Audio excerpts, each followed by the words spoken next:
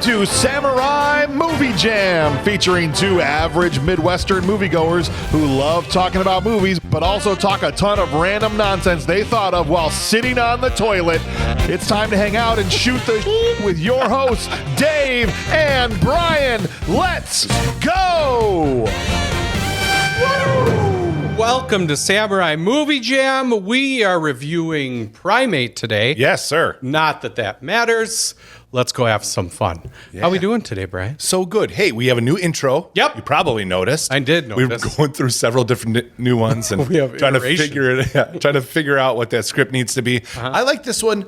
I was just thinking about how obviously we do new movies, right? So when we were hitting that hard on the intro, I was like, I don't know if we need that. And I really wanted to get across. Well, here, backing up. The whole reason this came up, I'm confused. the last time that we recorded was with Jordan and we did Anaconda. We were leaving and I was like, James, how'd you like Avatar? And he's like, oh gosh. And he just went on and on about the new Avatar and talking much more intelligent than we do about movies. And I Yep. was like, oh, why don't I think about movies like that? I don't know. And then Jordan was like, well, you know, the end part of Anaconda is really great, but it was kind of boring and lazy in filmmaking ways. There was only a 2-shot that went over to a 2-shot. And I was like, okay, you're really smart about movies. Yeah. And I called you on the way home. I was like, Dave, am I dumb? If you are, I am too. Yeah, because in terms of movies, I don't sit and analyze in that way. And I literally went to ChatGPT. I was like, what do you call someone who watches a movie but doesn't analyze anything? And they gave me a list of stuff like Did they just say a person? Yeah. Good. someone who doesn't like tea. Yeah, That's what it said. really? No. Oh. I was going to say, fuck you, computer. I hate tea and I don't look at movies like that. Yeah, no, I'm joking. Like Yeah. someone who's not pretentious is what you would call them. Right. But it was like average moviegoer, a movie enjoyer, things like that. I was like, that is us. I want people to know when they listen to this, our show, any episode, that we're not critics. We're not going there overanalyze anything. We like just to go to a movie to enjoy ourselves. Yeah. That's not what this show is. Yeah. This is just, at its core, two random dudes talking about a movie that mostly aren't talking about that movie, really. Yeah. I mean, this is what, an hour and a half runtime, typically 2 hours sometimes? Around there. And there's a very small chunk in the middle that we talk about the movie, and the rest of it is just poop joke. And that's what it's supposed to be, and that's why Absolutely. we're here. So, That's why I was like, it's more important to switch this intro from, we're going to give you recommendations on what you need to be watching right now because we watch current movies, like to, hey, guys, thanks for hanging out. Let's shoot the shit. And we'll talk about movies and a ton of other random stuff, like that stuff you think about when you're in the shower, when you're taking a poop, when you're scrolling on social media. Right. So yeah. I think that gets it. But anyway, let's review this film in the 2 shots of Primate, because I really think that it had a lot to say about the current state of monkeys in the world. If someone wanted to reach out to us, Dave, a new listener, Well- how would they do it? We have an email. That's true. SamuraiMovieJam@gmail.com. They used it this week. We got a lot of emails. Yeah. This is the non-spoiler part of this whole universe here. So when this is over, head on over to the Bad Movies Rule Patreon and you'll get your extra jam where we'll spoil this thing. You can follow us on all the socials and everything. We're on all that junk. Feel free to reach out there. And also, did you know that the word underwear didn't become common until the late 19th century? Before that, people used terms like unmentionables. Yeah. That's amazing. Yeah. That's a good thing to know. I didn't know that. Yeah. I guess I still called them your unmentionable. You do use that word sometimes. That's why I Yeah. thought that was funny. Don't mention them. I'm wearing underwear. Shh. Don't even mention. Don't mention that. mention it. Yeah, I'm not sure underwear. You know what I always think of when I watch old stuff? I It's do. How they Yeah, thanks. smell. Oh, yeah. Everyone kisses and hugs and they all do that, but it's got to be summer and they're wearing a bunch of wool and girdles and things that just, you look sweaty, even if your head doesn't. And I bet you smell like 1,000 pigs. Yeah. And it's just, I always wonder, you really want to make out Do you really? What does that barbarian smell like when it comes running out of the woods? What does that lonely traveler that helps you out with your problem in the world smell like when you walk up to him in a fire? Awful. I guarantee awful. Hot, sweaty wool. Awful. Yeah. You know what it makes me think of is Steve Carell in Crazy Stupid Love. Yeah. You look nice. I have so many layers on. It's nothing but sweat under here. Yeah. Just a little sweaty. You get a little sweaty.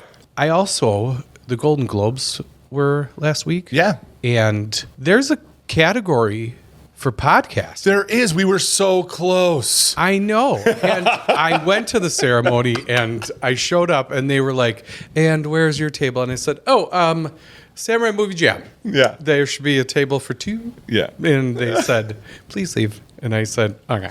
Yeah, I couldn't make it, so you went, and it was cool when Amy won. Yeah, I was so happy for her. We talk all the time. Yeah. She's like, Dave, do you have any advice on how to do this podcast? I'm like, well, I think you just hang out with your friends. Make sure it's a good hang, Amy. Gotta be a good hang, Amy. Yeah, but I love how they split off to like the 6 people that were nominated, and they show their faces when the announcement is, and you really handled it well. Yeah, I was like this. Yeah, wide-eyed, open, and then finally like see the steam coming out of your eyes. Yeah. You slammed your hand on the table and threw your plate of whatever. What were they serving that day? The winner is Amy Poehler. What? Have you not listened to? We did trivia about troll movies. Didn't you hear? It was a big blue monkey. It's gold. You blew it. And then I got carried out. No, I don't know. I think we should win that, though. I think that should be our ultimate goal. That's the goal. We will end the podcast when we win the Golden Globe for the podcast. That's cool. That's a category. It is. Yeah, it's neat. How many people that like when they first started, they started podcasting, right? They were like sort of the pioneers of podcasting, but now celebrities are just podcasting, and pushing their podcast down and down and down because it's easy. Yeah, to get people to come listen to you when you're a celebrity already, and then your format is I'm going to have other celebrities on here to talk about being celebrities in their movies and stuff. Yeah, that's easy peasy. You don't have to worry about like, will a slide whistle work? You don't have to do that. Amy's is good though. Have you listened to it? I have not. Oh, it's good. You should listen. It's just her. She's just like great to listen to in general, just like talking about stuff. So it's cool. Yeah, they're all good. The ones that were nominated are all good. Did you know that like one of the first podcasters was that DJ from MTV with, I don't think of his name, Adam something? Carella? He was like the first podcaster guy, at least the first guy that really started to do it. And then Jim Rogan?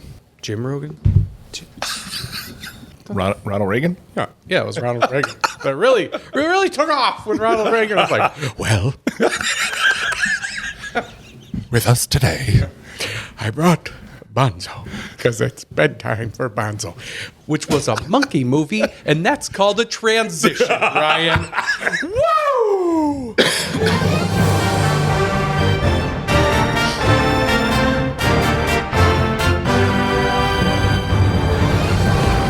Oh, you want to go bananas? It's time for some monkey business. That's fantastic. Do it again. Dave didn't know I switched the transition. Oh, you want to go bananas? It's time for some monkey business. Oh, that's awesome. I love it. I saw that. I was like, oh, that's got to be a clip somewhere. And then I was like, I'm putting it right in there to watch Dave's reaction live in person. That's great. Some people have asked in terms of like what buttons do we have? Yeah. Almost everything's added after the fact. Our buttons are intro, outro, transition, what you just heard, and Dave's special button. Oh, and samurai scale. But that's it. That's all the buttons we have. Yeah. Speaking of Dave's button, let's find out what that is. Oh, another transition. All right. Amy, watch out. We're getting good at this. Golden Globes, here we go. Let me practice. Oh, you're holding it lovely. Here it is. Here it is. I just want to think. Okay, here's what Dave's button is. What's Dave's button for today? Hi, told you never trust a monkey. Yeah. It's one of my favorite things that Brack has ever done. Yeah. Is I told you never trust a monkey. because he had him do his homework. One time I hired a monkey to take notes for me in class. I would just sit there with my mind a complete blank while the monkey scribbled on little pieces of paper. At the end of the week, the teacher said, "Class, I want you to write a paper using your notes." So I wrote a paper that said, "Hello, my name is Bingo. I like to climb on things. Can I have a banana? Eat cake." I got an F. When I told my mom about it, she said, "I told you never trust a monkey." The end. Love Brack. You know what it made me think of? Did you ever watch the Homestar Runner stuff? Okay, so Never once, which is weird because I've heard of it 1,000. yeah, so strong bad emails. You have to look up strong bad emails. I'm gonna make you. I'm gonna send you some of them. I'm making this email up because I hate everybody buddy, on the internet. The internet. All right, what have we been watching? I know that you have been watching so much stuff. Yeah, lots of movies. Good God, man. When do you eat / take care of children / While I'm all watching that movies. stuff? Okay. Yeah. Gotcha. I don't do anything in my life without a movie in front of my face. Okay, well. It then- seems like it this time. Right. All right, so I was driving home from something, Yes. and there was a bird flying. I'd say at least 2 car lengths ahead. But I mean, like the space you give on a country road car length. So pretty far ahead of me. It was flying, and it stopped right above my lane. Wings still flapping in one spot. And I was like, that is so weird. And I kept driving. I drove right under the damn thing, and I looked in the rear view, and probably 2 car lengths past me, or behind me, it started moving again. And I was like, what the hell was that? That's a real story. I was like, oh, what's going on right now? Yeah. So I was like, okay, Well, birds are drones for the government. You know that, right? Well, now I do. Yeah. They were just checking you out. What's this Samurai Movie Jam guy doing right here? Yeah, it was super strange. I was like, okay, I got to study up on The Matrix. So I watched The Matrix again just while I was First drawing. one? Yep, just the first good. one. The music still gets me hype, and it made me think, like with the woman in the red dress and all these programs that they go into, Yeah. about how I am close to thinking that there are real NPCs in my life. Oh, yeah. We've talked about this for a decade. Absolutely. Where there's just people that show up that you see often and you don't even know them, but you're like, I know that I've seen that dude before. Yep. I think he was just gas station attendant 5 at the Quick Trip last week. A lot of things happen, bird, whatever, that make me think we're in a computer program. I don't- Dave Avu. Yeah, I don't think that's true, but there's so many things that you're like, that is so weird. Yeah, it's like people share they have the same exact look. It's like they're just wearing a different costume, like you're in Truman Show or you're in whatever. Yeah, we've talked about that a ton. So since I watched that, I turned on Equilibrium, which I had never seen. Yeah. But everyone says is like the stepchild of the Matrix movies, right? Or close to those pairings of before similar we movies. move on to Equilibrium. Yeah. The lobby fight in The Matrix was life-alteringly cool. Yes, absolutely. We need guns. And then that whole, he's beeping through the metal detector thing and just, you can't beat that. Okay, so that I was going to bring this up. Yeah. Equilibrium has a similar scene. Which one is better? Oh, the lobby fight. Yeah. There's nothing in The Matrix that beats anything in Equilibrium to me. As Nothing far as in the the Matrix action. that beats Equilibrium. Yeah, like I mean, there's Equilibrium doesn't beat anything in the Matrix. Oh yeah, sorry. That's what you meant. Yes, Okay, good. Right. Yep. Yeah. Sorry. Absolutely. No, right. Yeah. Equilibrium is such a step down from the Matrix. Sure. Let's take the song from the Matrix lobby scene, put it in Equilibrium For which part? for where he's going through like that lobby and killing all those people. Oh yeah, at the end. Yeah. Yep. I almost think it could be better. It's pretty good. If the movie was better music in that, the actual action that happens there might be cooler. Yeah. Because in The Matrix, if you go back and watch it now, you're like, oh, he's just running with lots of bullets and more running, and he does a one-handed cartwheel, and he jumps and kicks, and then it's done. And he flips. Yeah. Yeah, there's like not a ton to it, honestly. Right. Except for all the bullet destruction and the music. Yeah. Well, this is also one of those situations where now that you've seen John Wick and so many things afterwards, Yep. and then you go back to something like The Matrix, where that was mind blowing when you first saw it. Now it's like, I've seen better. Yeah. I've had better. The Yeah. man is blue. Yeah. But the action that Christian Bale does is just more intentional, and he's more well trained in a way, which makes it a little bit cooler than what actually happens in the lobby scene in The Matrix. Yeah. I will not say it's better. No. Because of nostalgia, experience, et cetera, et cetera. The value, the amount I like The Matrix more than this movie makes everything better. Yeah, But- and there's stuff in Equilibrium that I think influenced other things, like Christian Bale being lit by gunshots when he's shooting all those people in a gun kata thing. And, fast forward to Batman, Yep. the Batman when he's lit by gunshots going down that hallway, which is so awesome. It is so good. It's like the best part of that movie. It's the best I part. have to rewatch that movie. I watched it when I was sick. I need to The take it in. Batman? Yeah. Yeah. No, it's very good. I need to rewatch that one. The last thing about Equilibrium is that the boss at the end has no business being able to fight Christian Bale for more than 5 seconds. Yeah. And it's long. It's a long fight. Yep. Christian Bale clears the room anytime he enters the room, but Yep. this guy is able to fight him that long? I wanted to see more with Taye Diggs. Please. Yeah, a bigger fight with him and Taye Diggs. Yep. They practiced with each other a couple times, but And then in 2 seconds, he takes out Taye Diggs' face. yeah, right. Just Yep, done. But then this other dude who sits behind a desk the whole time. yeah. Well, it's the John Wick problem too. How does that old dude, old Russian mobster, Even him, though. hold a? You see him like, I'll handle this. I'll handle this throughout the movie. Where this other dude's always like, go do this stuff for me, please. You know? And It's true. he beats up his son. You could see he punches. He rolls up his sleeves. He deals with Marcus. I believe that more than the other thing. But yes, I agree. Right. It is.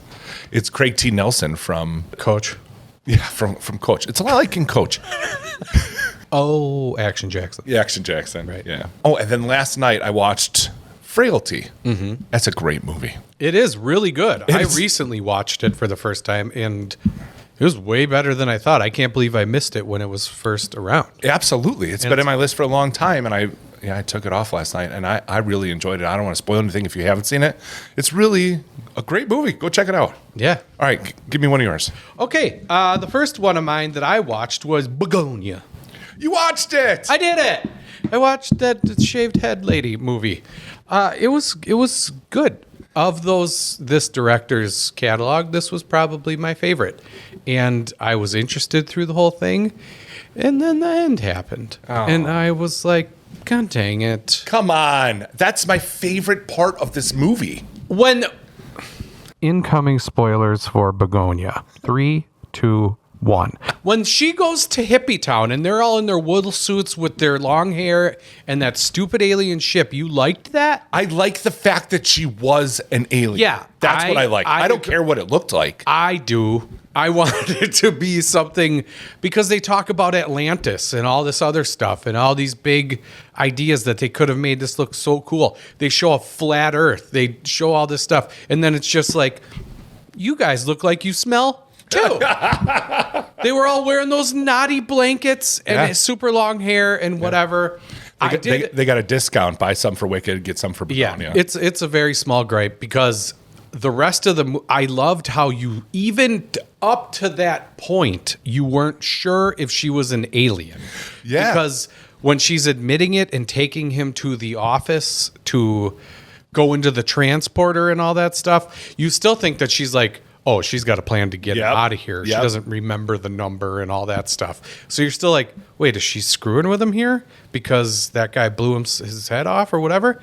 And when it is that final reveal of, okay, she is an alien, I just was like, oh, I want this to be cooler. You just But want it it's to look cooler. I wanted it Got to look cooler. I wanted the aliens to be more impressive than just, hey, man, the dude abides, is what it looked like to me. And then she just pops that bubble and everybody Stop that. So I don't know. That was my only gripe. Otherwise, it was a very fun movie to watch.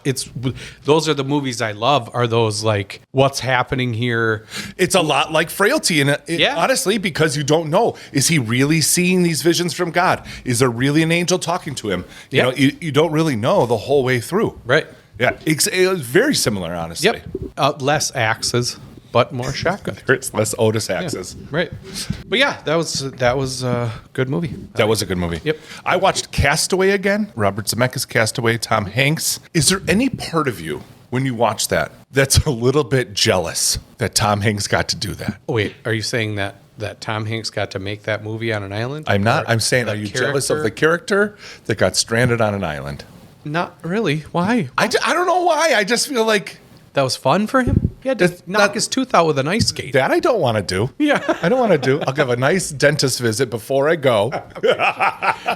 I'm planning on crashing in an airplane and getting stranded on an island. Can you make sure all my teeth are out that I'm not going to need here? Let's say they set it up for you where it's like, hey, this isn't going to be a crash. It's not anything. We're going to set you on an island for 4 years. No.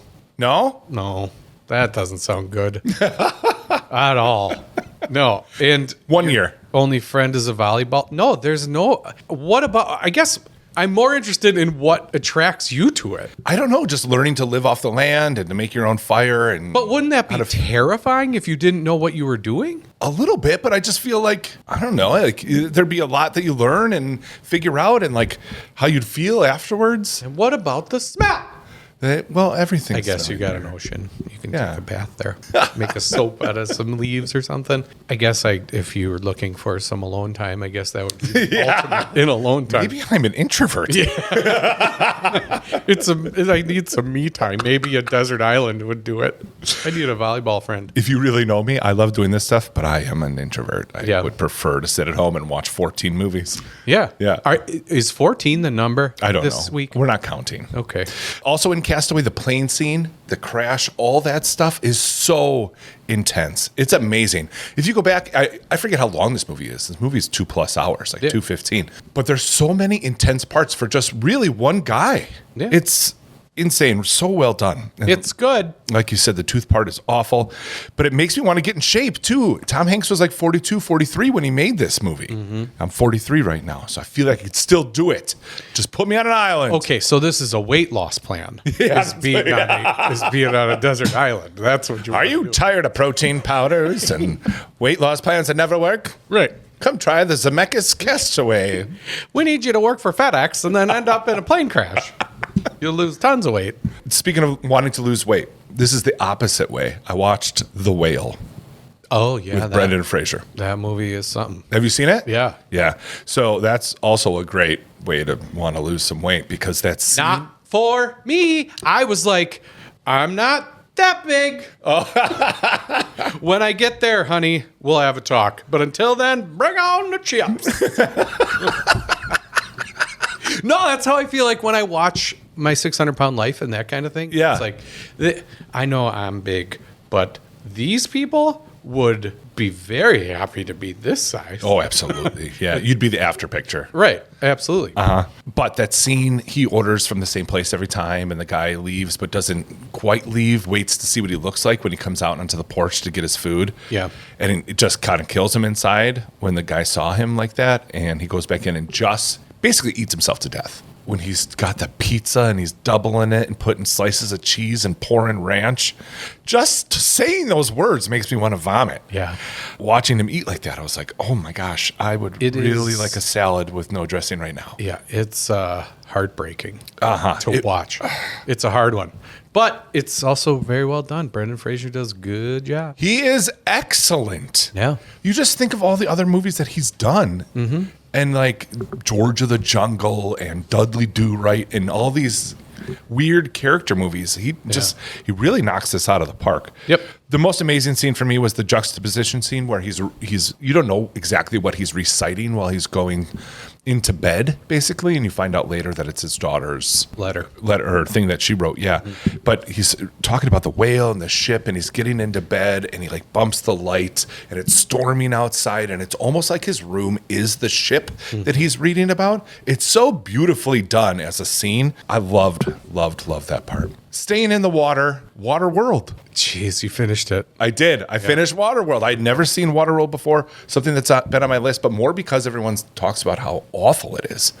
It's not awful. I don't think it's awful. There are parts of it. So I don't think it's awful. The Kevin Costner dolphin moment is ridiculous. Well, I think that's the thing with Waterworld is one, to that point, it was like the most expensive movie that had ever been made. Yeah. And two, I think that people, because of that, expected a lot, and then they got and him flying out of the water. But there's only once. Yeah. He doesn't swim like that the rest of the movie. Why wouldn't you always swim like that?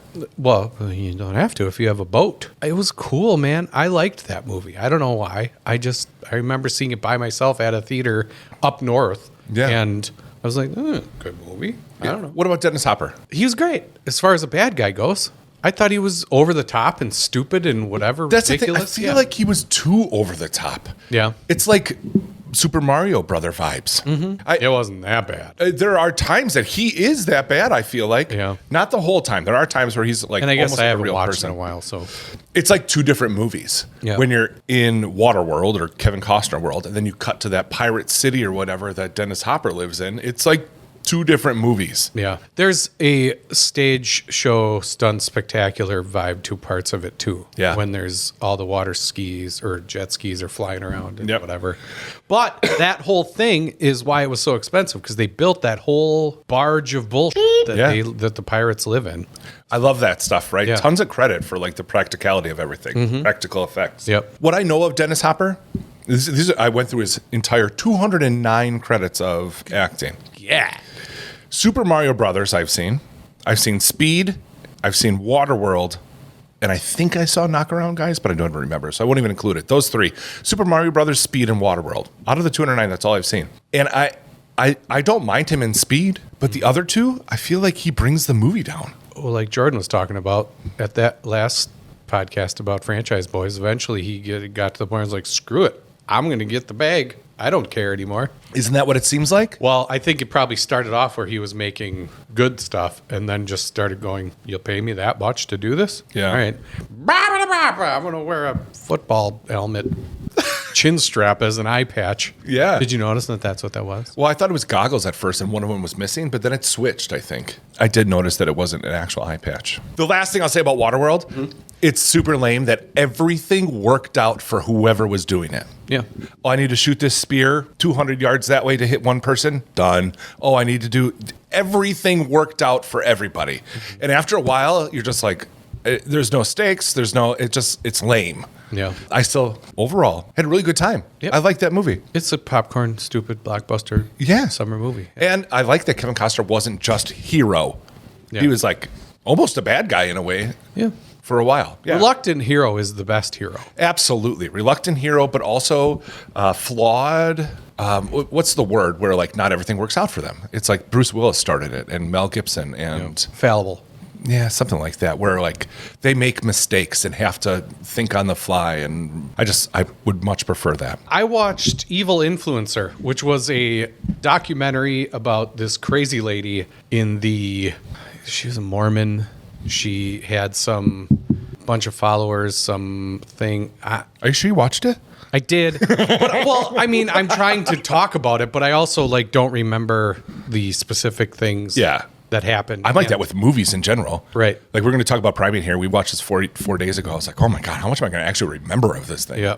I told you never trust a monkey! I'm trying not to spoil what happens here, too. It's a movie about a person spoil that it. did... Okay, fine. Anyone's going to watch this? It's about a group of Mormons in Utah, I think, that for some crazy set of circumstances end up tying kids up in a safe with duct tape, and one escapes, knocks on these people's door.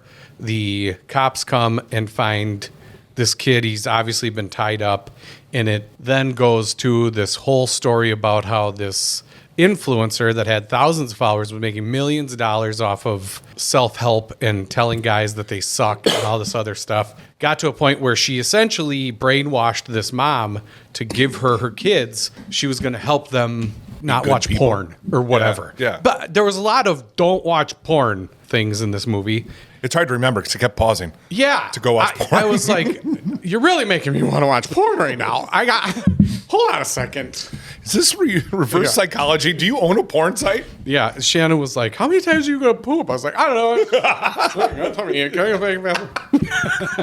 No, but it was disturbing and stupid. And you wonder how these people live. And you wonder how these things get done in the name of religion and all these things. And at the end, you're like, gross. People are gross. You wonder why they don't just get old yellered. Why, when people do this kind of shit, don't they just get taken out into some big tank? You just throw them in the tank, put the cover on. We'll be back in 4 or 5 days. Pull you out of the tank. I don't get why we don't do that. That's how bad it is. Well, I mean, when you're good, man. Some of these things that happen that people do, I just am shocked that we still have to go, that's naughty. You go sit in this cell and we'll feed you for a bunch of years. I hate it. It makes my heart hurt. Anyway. Please know the opinions of David Hillestad. The views of David Hillestad are not the views of BMR or his parent company, whatever the fucking blah, blah, blah, blah. We need a Batman. Why isn't there Batman? Batman would have handled this in 10 seconds. There should be an Arkham Asylum. Anyway, soapbox over. Black Widow? Yeah. You never saw that before? Never watched it. No kidding. I actually should have watched it before we watched Thunderbolts. Yes. But I didn't. So I went back and I watched that. Couple really funny parts where she's talking about being a poser. What's this? Why do you land like this? Right? And then at the end she lands. She's like, oh, that was bad. Yeah. David Harbour getting the darts in the chest. He gets one. He's like, I am too strong for you.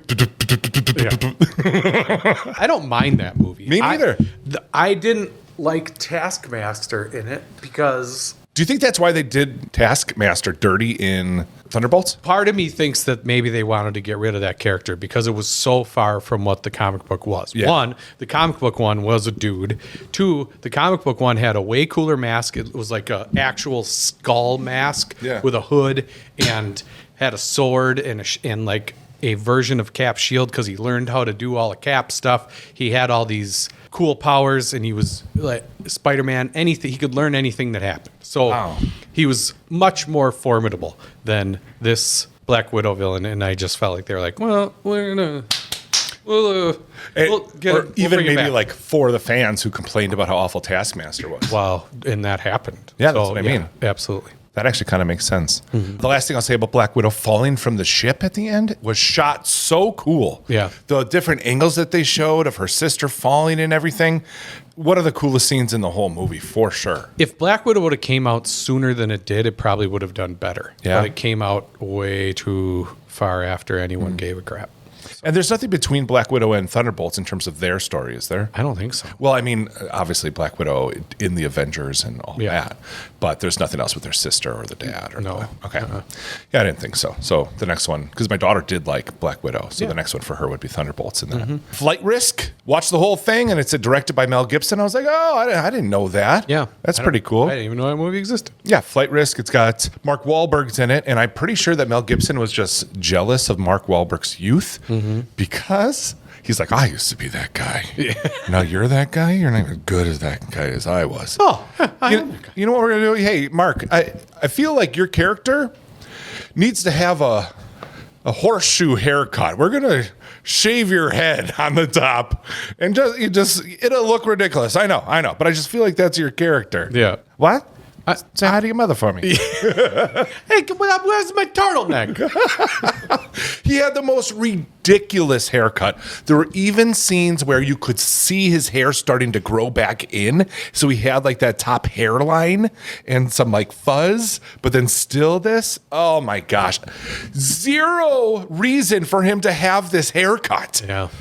It was so dumb to the point it was distracting whenever you looked at him going, wait, why? Oh, sorry. What's he saying? Yeah, every time. Right. There's some great tense moments in it, though. Topher Grace is in it. I forget the name of the girl, but she's pretty good, too. Amazon? It is absolutely a movie that is streaming. Perfect. I forget where it is. I'll type it in. Yeah, just type it in. Do you hate typing with your remote, by the way? Yes, it's the worst. I've started to do hold the microphone button and talk. Oh, you have that? Yeah. Do you have a Roku TV? No. Mine's Roku. Dang. So it's got a little We should microphone. invent a remote that has a flip-out keyboard that you could type. I guarantee they have that. Some sort of universal remote. Write to us at samuraimovie@gmail.com or send it to us at, we should have a P.O. Box. We don't need a keyboard if you have a microphone. You'd rather talk. You don't need a keyboard. Dang. But I might. Just get a microphone. Get a microphone one. I can't because I don't want to put Roku on my smart TV because then it's stupider. But you could probably get a universal remote that's universal and has a microphone. Don't want to. Okay, well, there you go. Why don't you, instead of buying one of those remotes, invent a remote that has a keyboard in it? That's how. Get it developed. Do you think that all the other inventors of the world just went this way? Like, I could solve the problem easily like this, but I would prefer to invent a rocket and go to the moon. Yeah. See? Maybe. Same. It's probably what it was. Well, I look forward to visiting you on the beach when you're rich next year. Okay. I watched The Protege. Okay. Have you seen that one? No. Maggie Q. Samuel L. Jackson, Michael Keaton. It starts like 30 years ago. Samuel L. Jackson is like a hitman. Maybe I did see this. Basically. And he walks into this scene where there's like 8, 9, 10 people dead all over this apartment. And he goes into the closet and there's a little kid on the floor, almost looking like they're crying. I thought it was a boy, but it's a girl. Ballerina. It was not ballerina. No, it was just a kid. They weren't dressed up. Dang. But okay, so let's say this is you. You found me. Yeah. You walk in, all these people dead, kid hiding in the closet. What's your first thought? Teach her to be an assassin. Well, that is what it is. No, he says, did you do all this? That would not be my first thought. I'd be like, oh my gosh, are you okay? You must have just hid in the closet because Did this they was say happening. the kid did it? Basically. And then the other unbelievable part, this little kid's in there. He's like, did you do this? And then he's like, come here. And he grabs, they hold hands as they leave. And then you see him walking down the street and he's got his arm around her and they're just walking down the street. And I was like, in what world are you like, first of all, I think this kid shot these 9 people. Second of all, you're in a closet, finders keepers. Like, Yeah. I'm going to take you home? You can't do that. But it happens all the time in movies where it's just like, oh, I'll take you home. And Not a puppy. Yeah, no kidding. Like, they probably have parents somewhere. Yeah. And you're just stealing should, her. If nothing else, you should ask. Yeah. There any parents in your world? Maybe stop at the police station, maybe whatever. No, but he assumed that she was the killer and that he would be able to take her and train her as his protege. But third thing that's wrong about that, the little kid, Samuel L. Jackson opens a closet door and you're like, yeah, take my hand and put your arm around me. No way. That kid goes, I just killed 9 people. Step back. Yeah. Don't touch me. See what I did? Yeah. Get away from me. But no, Samuel Jackson? No, I'll go home with you. Well, I would. If Samuel L. Jackson showed up to my house. Absolutely. What's up, motherfucker? Michael Keaton's awesome in it. Yeah. You meet him, he's super suave, but he's too old for the part. Michael Keaton comes in, making cues all about him.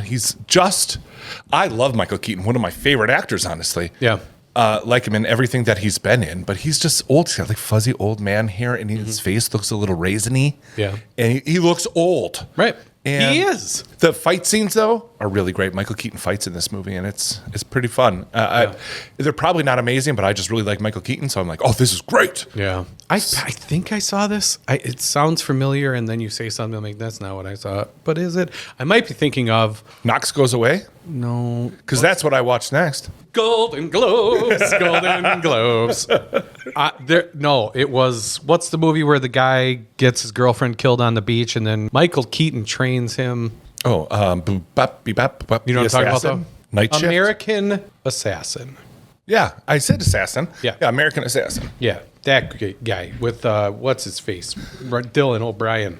Dylan O'Brien. Dylan O'Brien.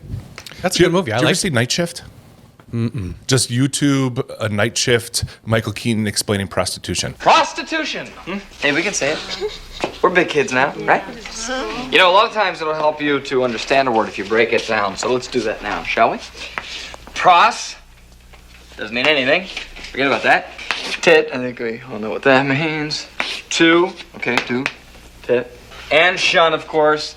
From the Latin to shun, to say no, thank you anyway, I don't want it, to push away.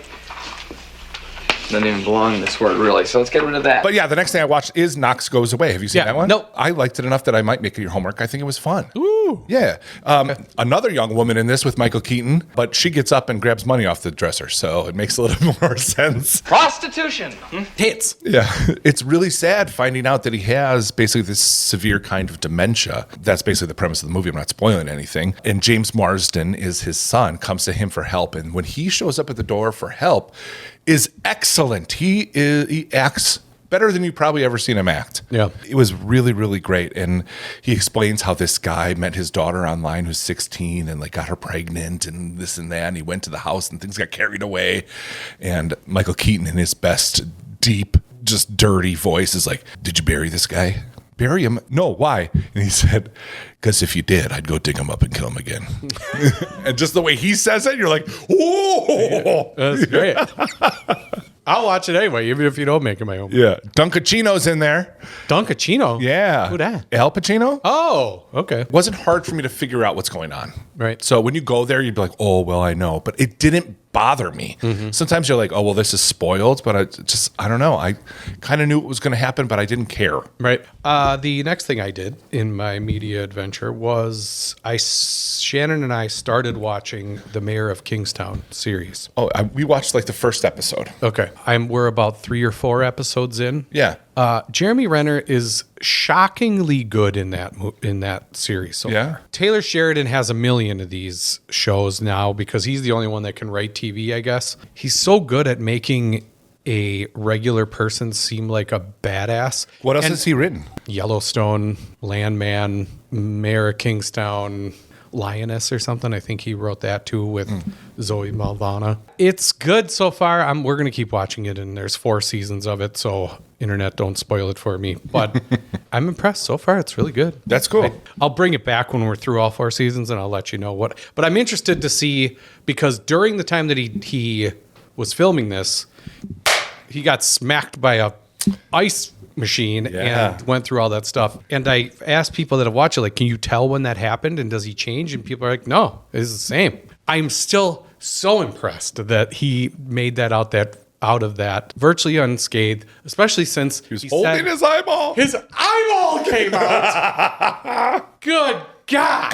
Hawkeye. So you've seen the first episode, right? And Yeah. I need to bring this up. This is a small spoiler for the first couple episodes of Mayor of Kingstown. He buys a bow and arrow.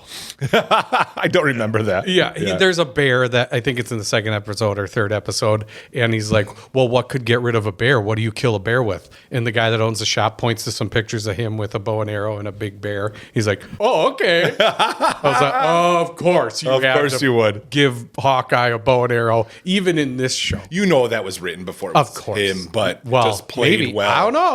I don't know if Taylor Sheridan went, yeah, we could put a bow and arrow in there. We're going to have him sit up in a tree and buy a bow and arrow. Well, he just sits on his porch, and like if the bear tries to kill him, then he's got a bow and arrow to do whatever, and he shoots it at a raccoon and whatever. But yeah, it was just funny that he ended up with a bow Snuck that in there. because he's Hawkeye. Hawkeye. All right, Companion. Have you seen that one? Nope. It's the same girl that's in Heretic. Yep. I didn't notice it in Heretic, but here she's supposed to be like this perfect specimen, a perfect physical beauty, right? Yeah. And one of her front teeth sticks out noticeably far. Uh-oh. And I'm not Robot. I'm Why not would you let that go? I am not saying she's not beautiful. Right. She's gorgeous. Yeah. But if she's supposed to be a robot, it really bugged me. Because at first, when you see her, you think that she's not a robot because they just show her in the grocery store or whatever. And I was like, I feel like she's supposed to be a robot. Why is her tooth like that? So companion is she just meets this person, or does the person purchase her? So I don't know how much you want me to tell you, but yeah, it's a. I'm not watching this. It's a purchase. You might have to. Oh, okay. It's worth watching. Oh, okay. It really is. Yeah, all right. I liked it. I out of all the things that I watched, if I had to pick one thing to give you homework, it would probably be this movie. Whoa. Did you see Megan? No, Okay. it's different than what you explained, Megan. Sure. But there's lots of, like, I know, I watched the trailer, you explain the movie, it's part of the synopsis. We know this is a robot, an AI robot. But the first part of the movie, they play like it's not, but then they drop hints, like he calls her beep boop. And they parked the car, and the car has, obviously GPS and all that. And she's like, "Thank you, Josh's car," and like looks at him. He's like, "Thank you, Josh's car." And then like one of his friends like, "Oh, look at this beautiful creation." Like just a way that like it could be normal conversation, but it's like hints to the fact that she's AI and a robot, trying to hide it. But obviously we knew it is not what I expected as a movie, and I thought it was very cool. Okay. I'm not going to say much more because I might make it your homework. It's pretty great. Put it on the list. Just in terms of everything else we saw, is it the best movie I've ever seen? No. I had fun the whole way through. Okay. And the last thing I have on my list is What About Bob? I watched What About Bob? Good work. I didn't like it when I was younger. That's why I hadn't watched it again until right now. I threw it back on because so many people who request movies or give suggestions for movies for me to draw on my website, I have more What About Bob than any other movie. So I was like, I got to give this thing another shot. Maybe there's a scene that I actually would want to draw. So I threw it back on. I liked it better this time. There's lots of endearing moments with Bill Murray and the family, etc., that made it fun. I'm just not a Richard Dreyfuss guy, and I know that you're not supposed to like him. Mm-hmm. I didn't like him. Yeah. He is good as like a super crazy guy, but just as a normal person, he's so annoying that it's like, I don't know, bad for the movie. Distracting. When the annoying person is supposed to be Bob. And Yeah. I'm more annoyed with the person that is Yep. ignoring Bob. Yeah, Bob doesn't seem that big of a deal, I guess. Like, he's a little weird, but not so much where Richard Dreyfuss should be losing his mind that much. Right. Although it is funny, like, he never leaves.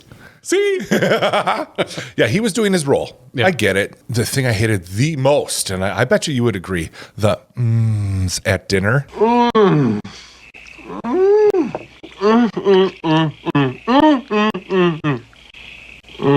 Stop it. As a viewer of the movie, Right.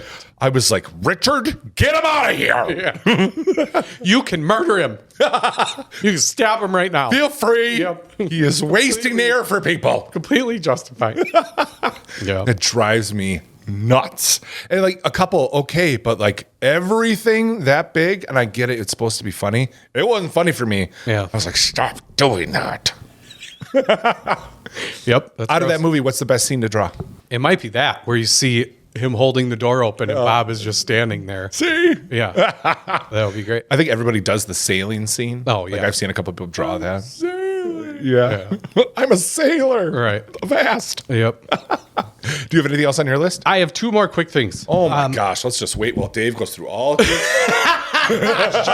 Okay. The first thing is Wait, real quick though, you watched 4 episodes of that TV show, which is what, an hour long each? I mean, that's almost 4 movies right there. nope.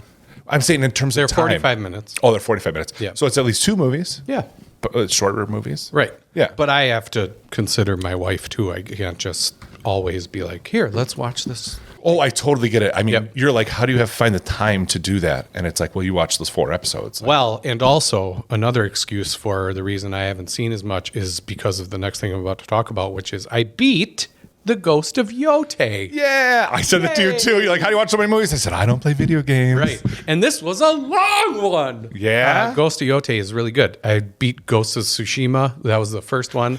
And now, a bunch of years later, this These are just like people that died at Chinese restaurants. yeah. And then they're super upset about it. when they left the town. No, they're samurai games. So Yeah. I had to play them because it's in the name of our podcast. Yeah, that's No, why. and samurais are super cool, and these games are super cool. You go around and kill a bunch of people and whatever. They're both got good stories. And this chick was hunting the Yote 6, which is these group of 6 guys that killed her family back in the day, and she wants to take revenge. But she does a super cool thing, and everybody talks about this, but I'm going to do it too, is when she kills someone, she takes the blood off her sword and crosses it off a bandana that she has with their name on it. So it's like the way cool. that she... She marks it off the list. Yep. That's real It's neat. cool. And then she puts her sword away. It's badass as hell. So, yeah, that was very cool. So, beat your Ghost of Yote. If you like video games and you haven't played that game, go play the game. But play Ghost of Tsushima first because there's some stuff that happens that's in there. It's cool. So, okay. Anyway, last thing. You don't And- talk that fast about it. People like hearing about it. No, I know, but it's video game. So, I'm not sure. If Oh people want gosh, who cares? People who listen. do Okay. that too. And also, Ghost of Yote. I think a lot of people who listen haven't seen a lot of these movies either. Yeah. You know, that they sit and listen about movies that they haven't seen. So Sure. Well, yeah, Ghost of Yote is really great. It's fun. There's more weapons in this one, and you get to dress up your samurai and play dress up, and that's fun because they can make them look real cool and whatever. So yeah, go play that if you like video games. The last thing I waited to talk to you about because I knew you would be excited. Yeah. Is I watched Karate Kid Legends. We did it! We did it! All right! Yeah. I'm not excited about it. No, I don't want to know how it is.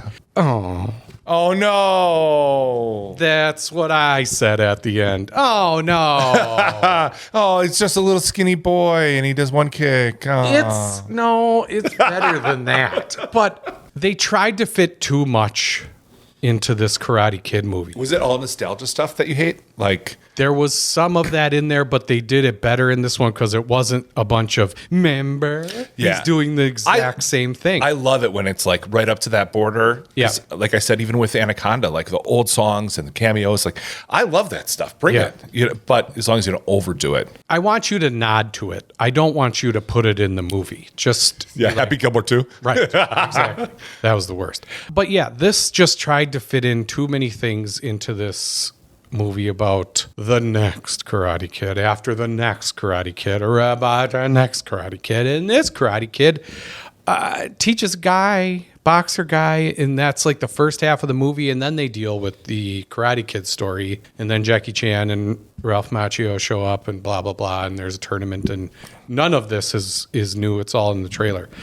But yeah, it just felt like it was rushed and not very good. And the acting, especially the girl that is supposed to be our main person's love interest in this, our Elizabeth Shue from the first one, is she's just too much. So yeah, I didn't really care for it. I wouldn't watch it again. It was made for kids. It's a kid thing. I feel like this was a lot of kids like Cobra Kai. Yeah. Let's get them to the theater. So much that, another spoiler for Karate Kid Legends coming up, that Johnny shows up at the end of the movie, talks about pizza, and then the movie ends. Did that make you mad?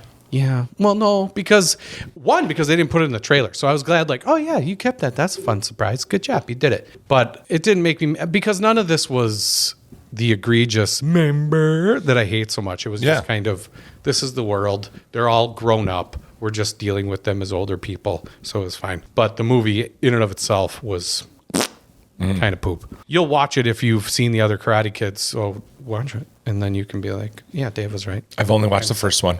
You should watch the No rest. Cobra Kai, nothing. You should watch the second one. At the very least, you should watch the second one. You'll have to give up one of your homeworks to make me watch it. All right. All right. I don't think it's something I would do on my own. I'll put it on the list. All right, we had other options we could have went and watched instead of Primate. The first one being Greenland 2. And one of the reasons I didn't go see that is because I didn't watch Greenland 1. I didn't even know that Greenland 1 was good enough to where they needed to give it a sequel. Well, now do you kind of want to watch Greenland? Kind of. I do too. And I saw it. And I was like, well, maybe I'll throw this on. I was too busy with 14 other movies. Yeah, no, I might go check out Greenland to see. Another one on the list is This Thing On with Will Arnett and Laura Dern. I'm going to watch that eventually. I'm sure I will once it's streaming. I'm interested, but not enough to go to the theater. It's not a theater one, I don't think. Sure. Labyrinth 40th, we could have went and seen. And that's something I brought up too. One of the reasons why I said, like, let's get away from the intro that says, hey, we watch new movies. Because we just like watching movies and going to the theater to watch movies whenever we can. We will watch a new streaming one. But if something like Labyrinth 40th comes out and we want to go check it out, like, why not do an episode about that? Yeah. There are times when the Indiana Jones comes out. Like, that'd be really fun to say, hey, we went to the theater to go watch this movie. When John Wick came out for the 10-year anniversary, that was a blast. I would have loved to do an episode about that. The Kill Bill, the whole bloody affair, I would have liked to have done that. I didn't have 5 hours to go spend it. Yeah. But it would have been a cool thing to see. Yeah. Altogether. Well, let's keep that in mind. So when things like this are in the movie theater, like, let's hop in and go see it. Feel free to write into us too. And if there's movies that you guys want us to do, tell us and we'll think about it. That isn't a we're gonna. Yeah. That's a if enough people are like, we'd really like to hear you guys talk about blank, we'll at least give it the thought. Yeah, absolutely. We'll do it. So don't be bashful about here's what you should do for homework. Here's what you should do for the movie. We want to hear what you think. We want to get people to listen to this thing. We're 10 followers away on Facebook from having 200 followers. Oh, really? So tell one other person and have them follow us, and let's get to And they'll tell somebody. and they'll tell someone, and then they'll tell someone, and then all of a sudden, Golden Globes. Watch out, Amy. You're coming for you. We're going to have a good hang. Speaking of Labyrinth, though, Yep. that movie creeped me out when I was younger. Really? Yeah, when I watched it when I was little. Yeah. Yeah, it's just like the little creepy things and the way that David Bowie in general is kind of creepy for a kid, I think. Yeah. And the Muppets and the creatures and it's just dark and dirty and grimy and a little bit scary for a kid. Yeah. It's no Return to Oz, but I guess it's a little. I was less creeped out by Return to Oz. What? Yeah. Really? Yes. Wow. Good job. What other movies when you were little creeped you out? And I'm not talking like Jason and things like that. The Never-Ending Story. Yes. Okay. And you just brought that up the other day. Yeah. Well, that was when I learned to feel, was when Artax died. Yeah. You can pull the horse out, right? Horse coming out, right? It's just mine pulling out. You pull the horse out. It's under the thing. Where's the horsey? And then, yeah, the horse is dead. And How slow did you eat your dinner that night?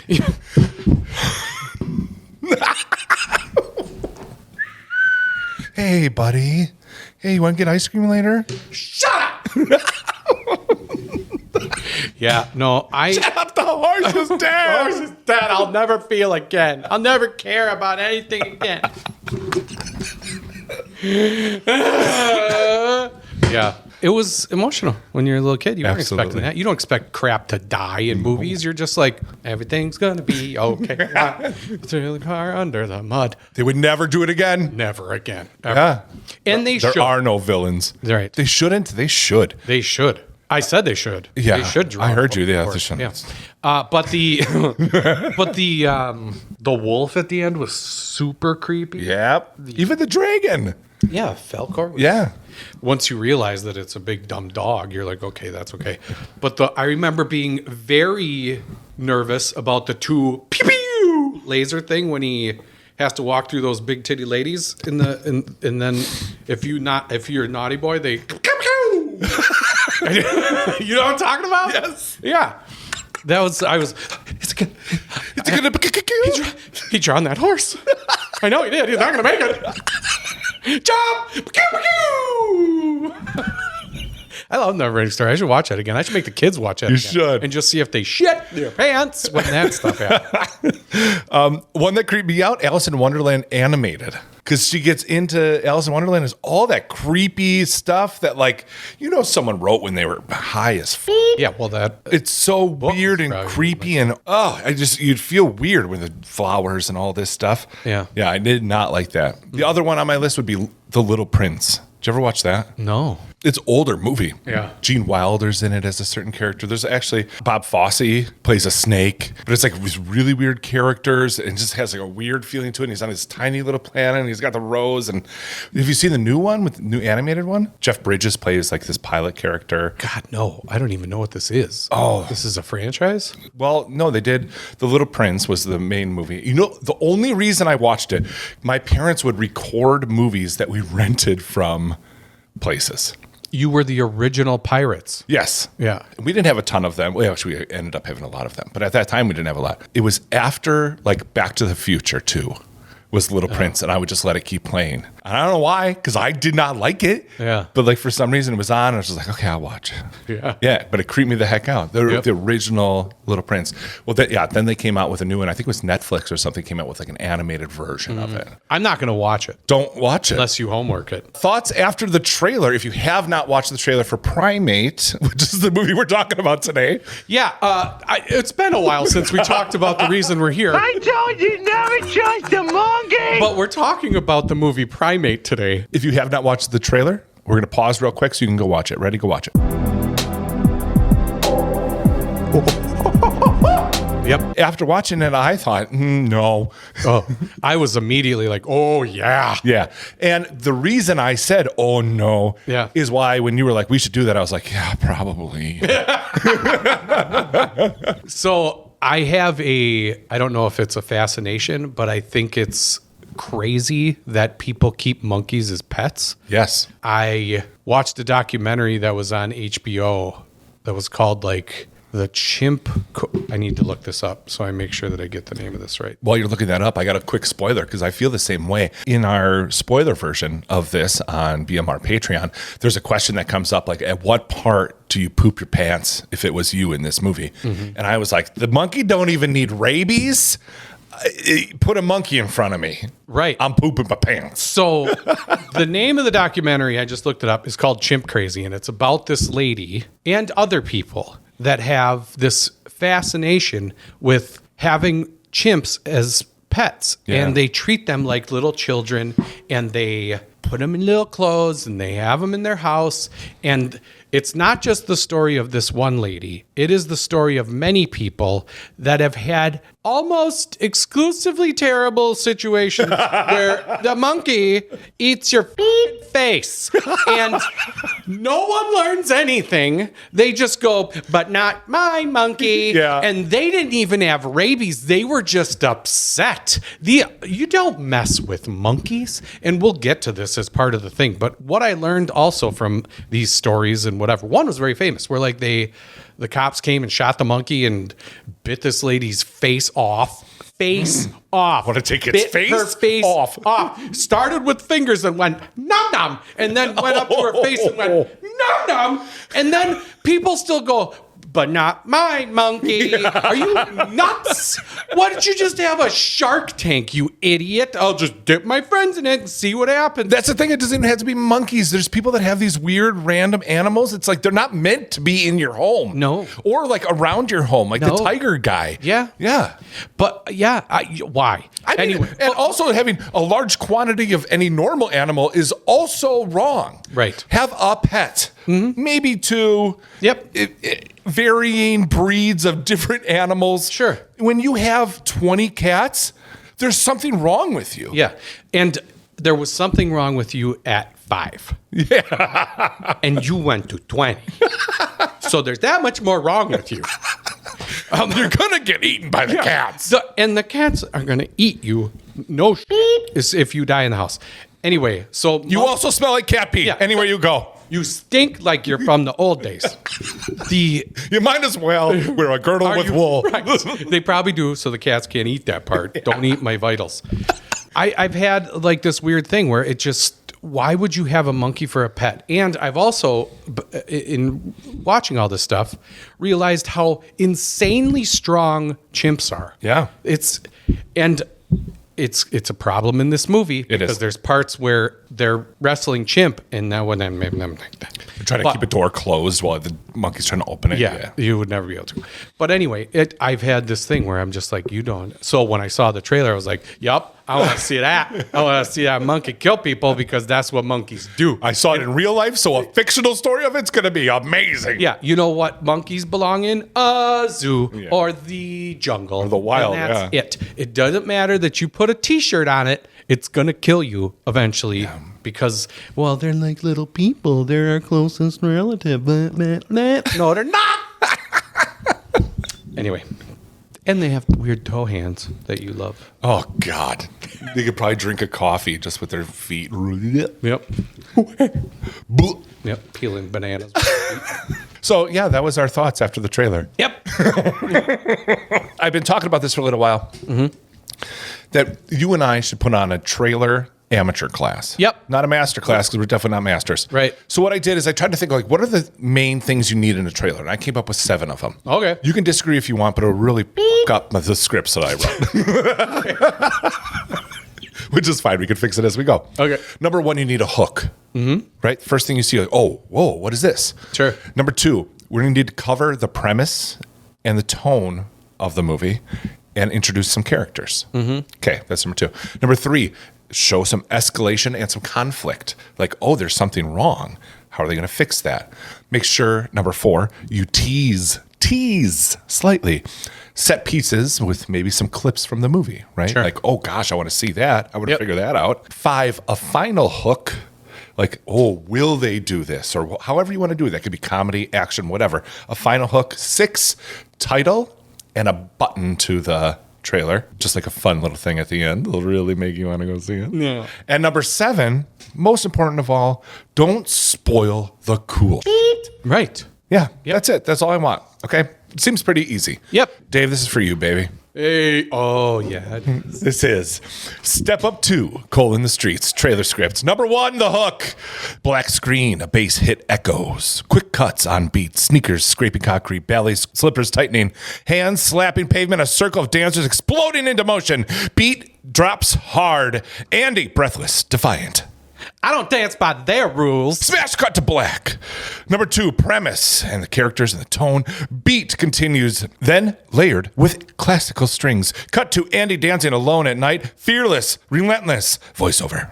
Andy lives between two worlds. A pristine studio, mirror, silence. Instructor, cold. Control, precision, discipline. Cuts showing contrasts. Street ciphers versus ballet lines. Improvisation versus choreography. Sweat versus silence. Chase, watching. You got fire, but you don't know how to use it. Voiceover. Talent isn't enough in either world. Number 3, escalation and conflict. Beat tightens. Street beat fighting the strings. Cuts. Andy missing counts in class. Her street crew watching her walk away. Judges marking her down. Voiceover. To survive, she'll have to choose. Cuts. Rain dance flyers spreading. Rival crews sharpening routines. Andy training alone. Mixing styles. Number 4, set pieces and teas. Music full collision. Strings and bass hit together. Visual highlights. Warehouse lights flicking on. Massive crews forming lines. Water crashing down from above. Beat cuts out. Only breathing in water. Chase urgent. This is it. This is it. Did you ever notice how much they say, let's do this in movies? Okay, anyway, go ahead. Dancers launch into motion. Lots of water stomping just for Dave. Yeah! Number 5, final hook. Quiet moment. Andy standing alone, soaked, uncertain. An awesome move, landing perfectly on beat. Superhero landing. 6, title and button. Bass hit echoes. Title card. Step Up 2, the streets. DJ Sand. That's not how we do it. This ain't High School Musical. Boom! Dave, you watching that movie? Yeah, anyway. But I would watch it even more if that happened. That was amazing. Old songs and trailers, normally that happens. Was there one in Primate? Nope. No, there wasn't. Do you have any ideas of ones that could go? Oh, rabies, rabies. Get out of town. Oh, rabies, how was I supposed to know? Hit me rabies one more time. You just put rabies in for any baby, and then it could have been in the That would have been perfect. How about Wild Thing? Yeah. Shock the monkey. Oh, there you go. You and me, rabies. Take it easy, rabies. Give me shelter. And the only reason I thought of that is it's just a shot away. Yeah. It's just a shot away. Because in the beginning, they tried to give him a shot to cure him. Yeah. But it don't work. Mm-hmm. Last one, Brass Monkey. Make it for this. Brass monkey. Yeah. The killer monkey. Oh, no. Brass monkey. Get in the pool. He hates the water. Samurai Movie Jam will continue uninterrupted after these messages.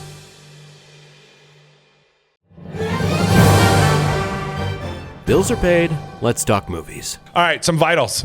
Yeah, these are vital. Mm-hmm. Primate, runtime 1 hour, 29 minutes. That's a total of 89 minutes. It's perfect. Yeah, it's just below where we want everything to land. It's actually quite below. Storyline on IMDb, a group of friends' tropical vacation turns into a terrifying primal tale of horror and survival. Yep. It's a little wrong because it's not a tropical vacation.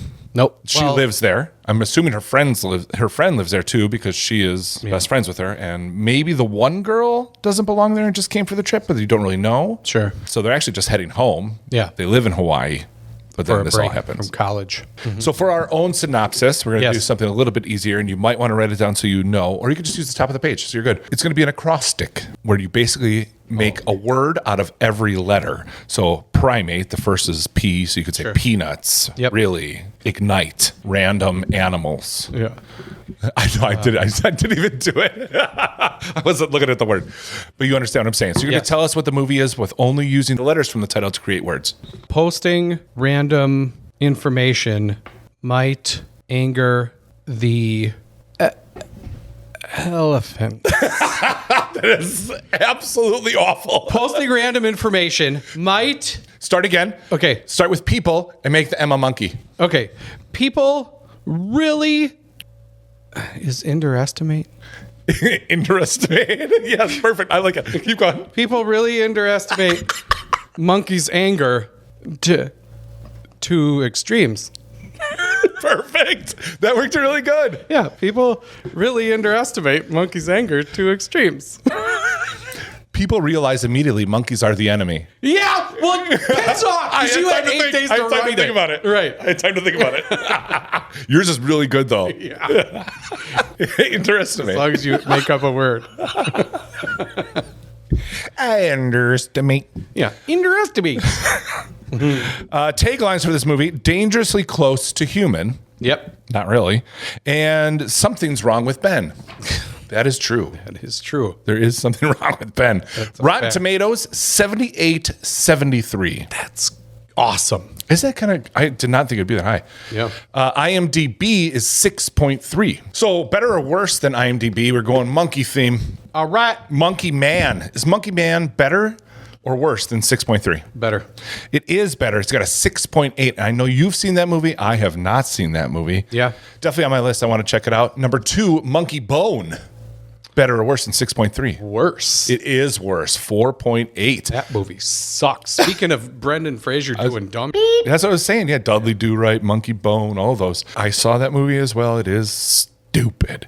But it makes I didn't even watch it. high on my list right now. I want to watch Bedazzled again because we brought it up last episode, and then thinking about Monkey Bone and right around that time, and I really want to watch him do all those characters: the drug dealer, the real sensitive guy, the basketball player. Number 3, Night at the Museum. Better or worse than 6.3? Better. It is better, just barely. 6.5. You're 3 for 3 right now, right? Yeah. All right, keep track. Okay. If you get them all, you can do the rest of the vitals. I told you never trust a monkey! Okay. Ed, is that better or worse than 6.3? Worse. By a lot. 2.8. Yeah, I heard it's junk. Somebody brought it up on the Discord. Yeah. Like, you want another monkey movie? Here's one for you. No, I don't. Now I don't. Dunstan checks in. Better or worse? Worse. It is worse, but not by much. 5.4. Come on, really? Yeah. The easy one, Wolf of Wall Street. Leonardo DiCaprio or Killer Monkey movie. I'm going to go on a flyer here and say that it's better. It is better. 8.2. Yeah. Dang. I always have a problem with movies that have strong drug use for some reason. It makes me uncomfortable. Yeah. Do you get that? Like watching Below, I was like, oh, I don't feel good. Like the whole movie. Yeah. I get that with this movie too. I've watched it multiple times just because I think it's such a cool, fun movie. Yep. There's a lot of parts of this where I'm just like, I don't feel good. Yeah. History of the World, Part 1. Is better than this movie. It is better, 6.8. Okay. Where are the monkeys in History of the World? In the beginning. Yeah, all jerking off. Yeah. I love that scene. Right. Congo, better or worse? Worse. It is worse, 5.3. Did I get them all? You did get them all. Here you go. Woo! Let's talk some vitals because I don't really want to do that. Oh, you don't? You probably sucked. I don't want it. I offered to let him do the rest of the vitals. He didn't want to do it. This is going to be rough, so I wouldn't have minded if you did it. Oh. Director, Johannes Roberts. He did movies like Hellbreeder, Dark Hunters, and Forest of the Damned. The highest rated out of those is a 2.9. So he's good at movies. But he also did Resident Evil Welcome to Raccoon City. Okay. I didn't watch it. Writers on this, Ernest Riera. Ernest P. Worrell. And I thought it'd be interesting just to mention that he wears glasses. Starring. These are vital. This is nothing to talk about. I know. Starring. I don't think people expected this movie to be as good or as popular as it is. Yeah, probably not. Right. No way. No way. Ben the monkey. I was actually surprised. I don't think there was a monkey at all. No. Yeah, it was all CG or a fella named Miguel Torres Umba. Okay. Pretty good, because I would have guessed it was monkey. From the preview, I researched like what was the real monkey, like maybe Ben and other things. Yeah. And found out, nope, all a guy. Which is weird because it just looks small. The monkey looks like a small chimp, not a regular sized chimp. Yeah. Sometimes it looks big, like when it was jumping from the ceiling. Right. The leading lady, Lucy, is played by a lady called Johnny Sequoia. That sounds like a lumberjack's name. But that's her name. I went back like a couple times. Like, I have this right? Yeah. I do. And you would know her as Girl on Scooter in I Believe in Unicorns. But she was. I told you never trust a monkey! She was also the only other thing I did actually recognize Audrey Bishop in Dexter: New Blood. You saw her in that? Oh, well, I saw New Blood, so I must have seen her. Also in this is the main girl's best friend, Kate, and that's Victoria Wyant. She was Camilla in My Fault, London. So Kate's friend, so the main girl's friend's friend, Jess Alexander. She was girl with Hanky in Venice 70, Future Reloaded. Dave has fallen asleep. Yeah, I remember. But also, I haven't watched it all the way, the live action Little Mermaid. Have you? I haven't either. I remember I was working and my daughter and my wife were watching it, and I did poke my head a couple times, like when Melissa McCarthy was singing. I was like, this is actually pretty good. But I have not watched it all the way through. But she played Vanessa in that. Oh. Lucy's younger sister, Gia Hunter. She was in a CW series called Sherlock and Daughter. But it's kind of interesting. It premiered on your birthday last year. So. Hey, I still didn't watch it. No. I only wanted one thing for my birthday last year, and it was Dead Heat. It was Dead Heat. Get it. We did not get it. I watched it for this show, though. I know you're going to get your wish. You were good this year. Yep. Troy Kotzer was the dad. He's the first deaf man to win an Oscar for best performance in a supporting role in Coda. There was an Oscar winner in this movie. Yes, her dad, the deaf dad. Yeah. I have not seen Coda. Have you seen Coda? No, me neither. He was also in the number 23. Oh. And I actually heard of that movie. Yeah, with Jim Carrey? Yeah. Haven't seen it. Heard it was trash. It's not great. I watched it because I watched everything Jim Carrey back then. And he popped in for an episode on a bunch of random TV shows. That's about it. Last guy I'll talk about is Benjamin Chang. Oh, yeah. The love interest. Right. Yeah. Abby McAb. Uh-huh. And he was in Primate. That's literally all that's on his thing. Well, hey, way to hit it out of the park on the first one, guy. You really did it. Okay, that was a little rough. Wow. We sure did have vitals for this movie, didn't we? Yeah. Well, that's what's going to happen. Sometimes It's just a bunch there's of- not a lot to say. Bunch of It's crazy just a bunch kids of that haven't been random- in stuff. It's Yep, fine. exactly. Reviews. Slide, what's up? Here's a good one from Alonzo. It doesn't necessarily hold up to a lot of scrutiny, but for sheer horror pleasure and monster movie squirms, this silly monkey movie delivers the goods. Aline and me. Amenope. Aline and me. A lean and mean horror flick with gory kills and cool practical effects all in under 90 minutes? I call that a win for fans of the genre. Jeff! It's a simple animal horror film that leans the right amount into its campier elements, boasting stellar tension, ample gore, and the right amount of solid laughs for a seriously fun time at the movies. Here's a bad one from Peter. It's always a Peter. Yeah, I cannot in good conscience recommend Primate. But if all you're looking for on a cold January evening is a diseased monkey gorily slaughtering a group of good-looking dopes, this may prove to be satisfactory enough. That's not bad. You're basically telling everyone that saw this movie why they're seeing this movie.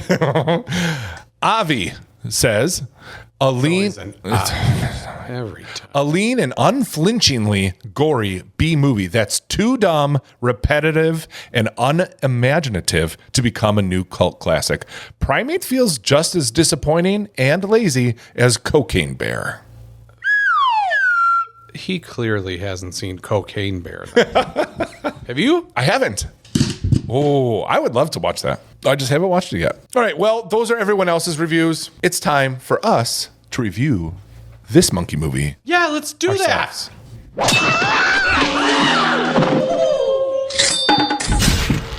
We have a 5-point samurai scale. We sure do. We sure do. The first part of which is What's your story? And this is going to be a very simple synopsis. Mean monkey kills people. Yep. And that's about it. That is There's not a ton about it. else to talk about as far as story goes. And good, because it's a horror movie. It's Yeah. a monster movie. You don't need a ton of story here. The last thing I would have wanted is an extra half hour in this thing of character development or how does it feel to have a deaf father or any of that stuff. Yeah. Like the story was simple. It was exactly what it needed to be. It was as average as it gets because this is a movie about a monkey killing people. And that is why you went. It gets a 5 from me, Brian. It's not a story, it's a premise, which Yep. what it should be for a horror movie. Like you said, I agree with all those points you made about how good it needs to be for a horror movie. It doesn't mean it's good. Right. But it means it does the job. It felt like it was written by a teen who's mad at their busy working dad. Yeah. Didn't you feel that way? No. I did. The dialogue, everything else felt like it was written by a teenager. I'm not saying it was poorly written. I'm saying the dialogue and the things that happen feel like they're supposed to be from a point of view of a teenager. But it really leans into that to the point where a 40-year-old guy watching it goes, at a lot of this stuff. Yeah, and the only thing that I'll say to contradict that is that you have not been a fan of the horror genre for very long. Yeah. And that's coded. Yeah. That's coded from Friday the 13th on. There's almost a expectation of campy, stupid dialogue from your victim pool here. Yeah. So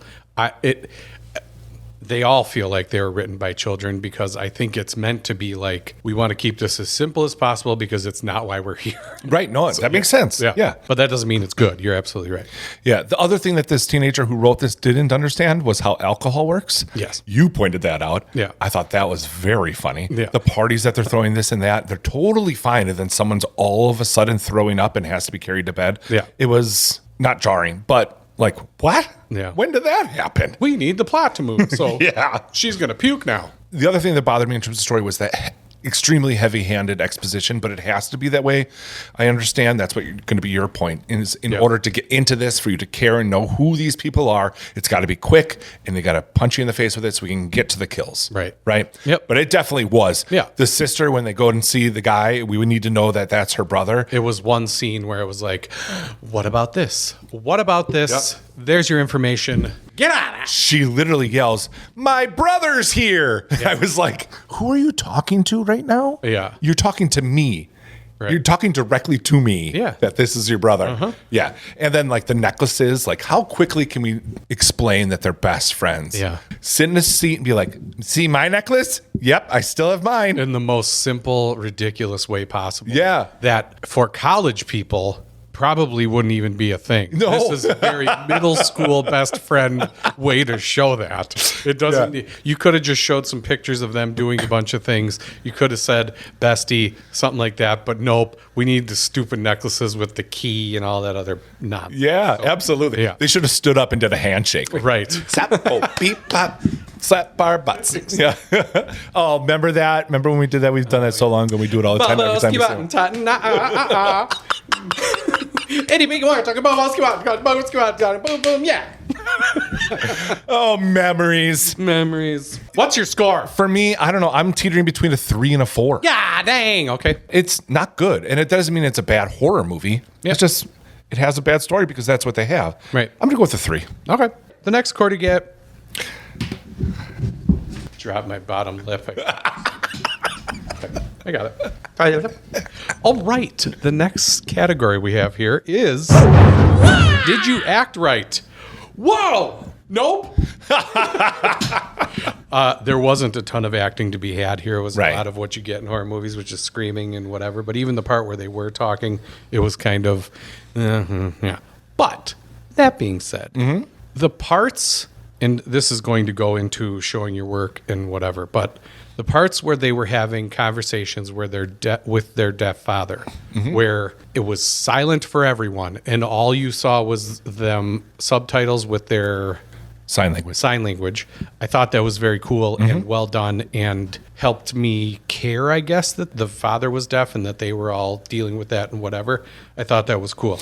But it is still a 4 from Dave because it's not acted very well, and it's not supposed to be because it's a horror movie. It's below average. I actually thought no one was surprisingly bad. I was also not surprised that no one was good. No. So I actually went with a 5 here. It just completely average. No one bugged me, but no one surprised me. So it's There were definitely characters in this that bugged me. Yeah. Especially. Oh, yes. I do agree with that. Yeah. The boys that show Yes. up, all that stuff. There was parts that I was like, one more than the other one. Even horror movie here. Come on.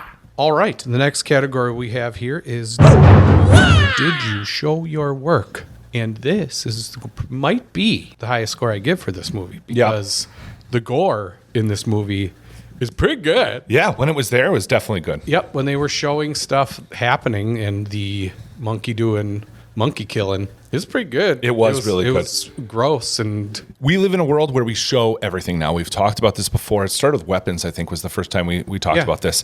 And this movie, when those moments did happen, they definitely showed everything, which to its benefit, honestly, because there's times where, like, if somebody falls in a movie, you'll see them start to fall, and then you'll see them on the ground. And that's the way it used to be. Now, you see them start to fall, you see them falling, you see the impact, and then you see them on the ground. You see the blood splatter, you see the body flop, then it close-ups, and then so that you can get that, moment of it. Because otherwise you miss that. You say, oh, boy. Oh, he's dead. And what's the escalation here? Because this is what we got to. So what is it going to be next? Like, we're just going to show actual murder? You have to really kill the people. Yeah. And that happened in this movie where someone falls. You see everything. And I remember as soon as they showed him falling, I was like, oh, yeah, that's right. Because you're so trained in your brain to be like, as soon as they fall, like, oh, well, he's going to die. Yep. Oh, wait a minute. I'm going to watch it happen. Yeah. And then you're like, oh, cool. Right. I don't know. It's just still surprising to me. Yeah. Even though we live in this world and it happens all the time, there's moments where it's still surprising. And did you see Midsommar? That was cool. No, that was almost what I put on before Frailty. Yeah. Last night. Yeah. Midsommar, right? Right. Yeah. It's a very weird movie. I saw it with my mom, which was an absolute mistake. But speaking Make that the homework. Watch Midsommar with your mom. Yeah. No, there's a part in this where a guy gets hit with a hammer. And that was like the first time that I remember going, I didn't need that. You didn't need to do that. And then you watched Bone Tomahawk. Well, right. That was before that. Yep. So what's your score? For Did You Show Your Work? I did a 7. I will also be giving this a 7 because I was pretty impressed. And not to mention Monkey Suit here. We got to talk about Monkey Suit. Yeah. It's good, man. I told you from the preview I thought it was a monkey. Yeah. And I never thought it was an actual monkey. It looked too big, I guess, for chimps and stuff. But well, you also studied monkeys for a while, so you know. I just watched enough dumb documentaries to know that if that's supposed to be a chimp, they're a little bit more slender. But it's a guy in a suit, and the T-shirt bugged me. But yeah, it was good. I mean, everything was, at least it made you feel like it was a monkey. That's what you need. For sure. It didn't take you out of it like the costume for things are sometimes, where it's. Or like an animatronic or something like that where you're like, oh, this is very fake. Yeah, or CGI or whatever. So, all right, the next category we have here is Did you bring the badassery? And what is our category, Brian? Horror. That was it, period. Yep. Normally it's like 5 different things. Monkey horror, animals, animal adventure horror. Yep. It's just horror. Good, because that's what it did. This is a slasher movie with a monkey. Yeah. That's what it's supposed to be. And as far as badass goes, sure, I had fun. For a movie that is supposed to be a horror movie about a killer monkey, you did it. I really thought you were going to have a problem with the amount of horror. No. Because like Anaconda, you're like, they didn't show enough. And if you really think of how many like real kills you got to watch and see from the monkey, I thought for sure. But there was monkey action. It wasn't necessarily the monkey killing people, but there was enough where the monkey was always a threat and it didn't spend a bunch of time with them talking in the pool or any of that crap that Anaconda did, where it almost felt like the snake was a second I see what you're saying. part of this. I see what you're saying. The monkey was always there, I guess, whatever it was doing. Yep. So I thought it did a good job. He was a good threat. It was a good horror movie. This gets a 7. Nice. For me, I would have liked it if there was more action. There's a lot of imposing moments, intense moments. Some more of the gore would have been great. Yeah. You started off real strong in this movie, and that was probably the best part. Honestly, there's maybe one other one that was really great. And for someone who didn't always love horror, to say I wanted more, this is kind of crazy, but bring in more fodder. You're having a party. You invited only 2 people. Invite 8 people. Yeah. And let's see some shit happen. Yeah. Right? Right. That would have been awesome. So that was my only thing is like, give us a little bit more. Still, pretty badass for a horror movie. I'm going to go with a 6. Yep. I just thought that it did a very good job. Even kills were one thing, but this also did a good job with tension as far as, where's your monkey? Yeah. Where's that monkey? There are some cool parts. Like I turned to you when there was a sliding glass door that had like texture to it, so you couldn't see through it, but you could, but you couldn't. Yep. And where the monkey's face comes right up to it, I was like, that's a really cool look. Right. Yeah. Yeah. So there are lots of moments where he is imposing, but not physically doing anything. Exactly. And don't forget. I told you never trust a monkey! That's right. All right. Last quarter. Dang it. Dropped it again. The last category here is did you keep your promise? And hell yeah, you did. Monkey movie. That's what you did. That's what you said from the jump. This is a movie about a monkey killing people, and that's what the monkey did. It was a horror movie about a monkey. That's all I went there for. That's what I wanted. That's what I got. You kept your promise. The movie is, I would say, slightly above average. Gets another 7 from Dave. Nice. It is exactly what I expected from the trailer, so I wasn't surprised by anything. But I didn't love it. And like I said, who's this movie for? You're used to the horror writing. It's for them. It is for the people that want to go see a horror movie, a slasher movie. This is who it's for. Yep. Absolutely. All the dialogue, the characters, what they're talking about. Hello, horror mansion. Yeah. I was like, this isn't fun for me, your dialogue. Just, I want to see them rip your face off. Yeah. So, but that's part of why they do it. I know, I Yeah. understand. But I just, again, I didn't love it. I love the action part of it. I loved a lot of it, but as a whole, I don't know. I'm going to go with a 5. Okay. So, Time for math. Do you know what time it is? It's math time. I mathed it. all right, math is done. Most valuable samurai. I'm going to say the effects department. Yeah. Because all of the gore was gory and great. Yeah, I don't know anyone else in this movie. I can't give it to anyone else. I guess I think that my MVP would be whoever decided to make it, because I wanted a killer monkey movie, and here it was. They knew. Yeah, well, and That was your wish from last year. You thought you wished for Dead Heat. yeah, But no, in your heart, in my you heart, wanted a I killer wanted monkey movie. Killer monkey movie, and I got what I wanted. But I guess it has to go to effects, or just like the people that made the monkey imposing and scary and whatever. So MVP goes to The effects team. the effects team. All right, where does Primate rank in our list? What's above it? What's below it? Well, the score for Primate was 56. Whoa, that's kind of low. That is third lowest. The lowest we have so far is Jurassic World: Rebirth. Yep.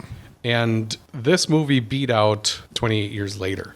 Wow. Yeah, by 1 point. I would rather watch 28 Years Later, probably. Yeah, I don't know. I'd probably watch this again. But I guess, let's see what else is close here. The Running Man got a 57 from us. Still blows my mind That it was that bad? that it got that low, that Yeah. the Running Man got that low of a score. Because I might watch The Running Man over this. But it would probably be a point more that I would watch more than this. So I guess it kind of fits in. But yeah, there's those, and then there's a power gap. Then we get to like the 64, 65. Well, let's see, 61. What was that? Clown in the Cornfield. I'd rather watch Clown in the Cornfield. So this is all fitting pretty accurately here. Yeah.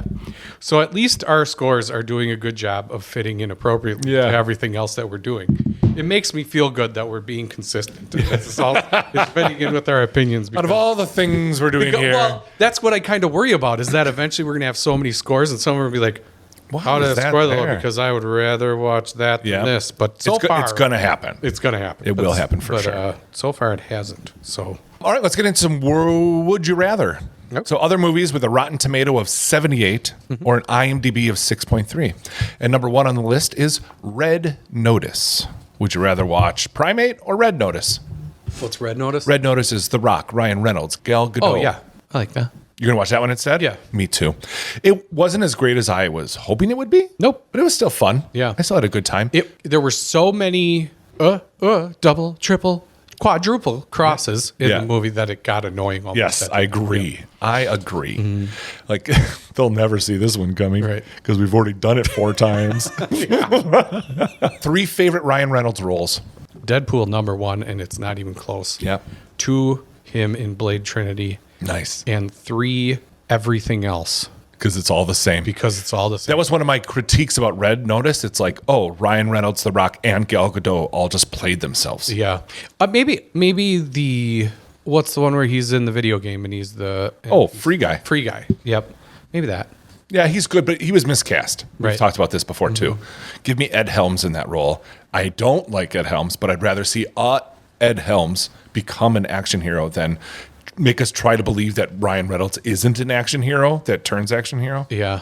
Van Wilder's a good one, too. I But do. It's all the same. Van Wilder's where I fell in love with Ryan Reynolds. Right. It is all the same, even that movie. I'm going to add 3 that you didn't say, though. Some of yours were my 3. Yeah. But I will say Van Wilder was up there because that's where I really fell in love with him. And then Blade Trinity, where I was like, oh, I love this guy. Now he's a badass. Yeah. I'm And in. I loved how funny he was in that movie. Yes. Too. Yeah. I ate a lot of garlic. And I just farted. Silent but deadly. I also love him in Hitman's Bodyguard. And again, he plays himself. So does Samuel L. Jackson. Right. Those two together playing themselves Yeah. was perfection to me. I really like that movie. The Coffin movie, too, he was really good in. Coffin movie. Oh, Buried. Yeah. Yep, he was good in that too. That was just him acting, which was good. Yeah. Yeah. Proposal he's in, which I like. I told you that's like a sneaky one that I like. And Definitely Maybe. Do you ever see Definitely Maybe? Definitely, maybe. Yeah, he's I don't think I did. He's pretty great in that. It's him telling his daughter how he met his daughter's mother. And he goes through this whole story, and you kind of try to guess who he actually stays with by the end. Yeah. It's a cute movie. All right. Would you rather Dark City or Primate? I've never seen Dark City. You've never seen Dark City. Well, that's very convenient. That's why I put it on the list. I was like, I don't know if you've seen that. Okay. Well, you would rather watch Dark City, and you will watch it sometime soon because I will make that one of your homeworks. Death to Smoochie or Primate?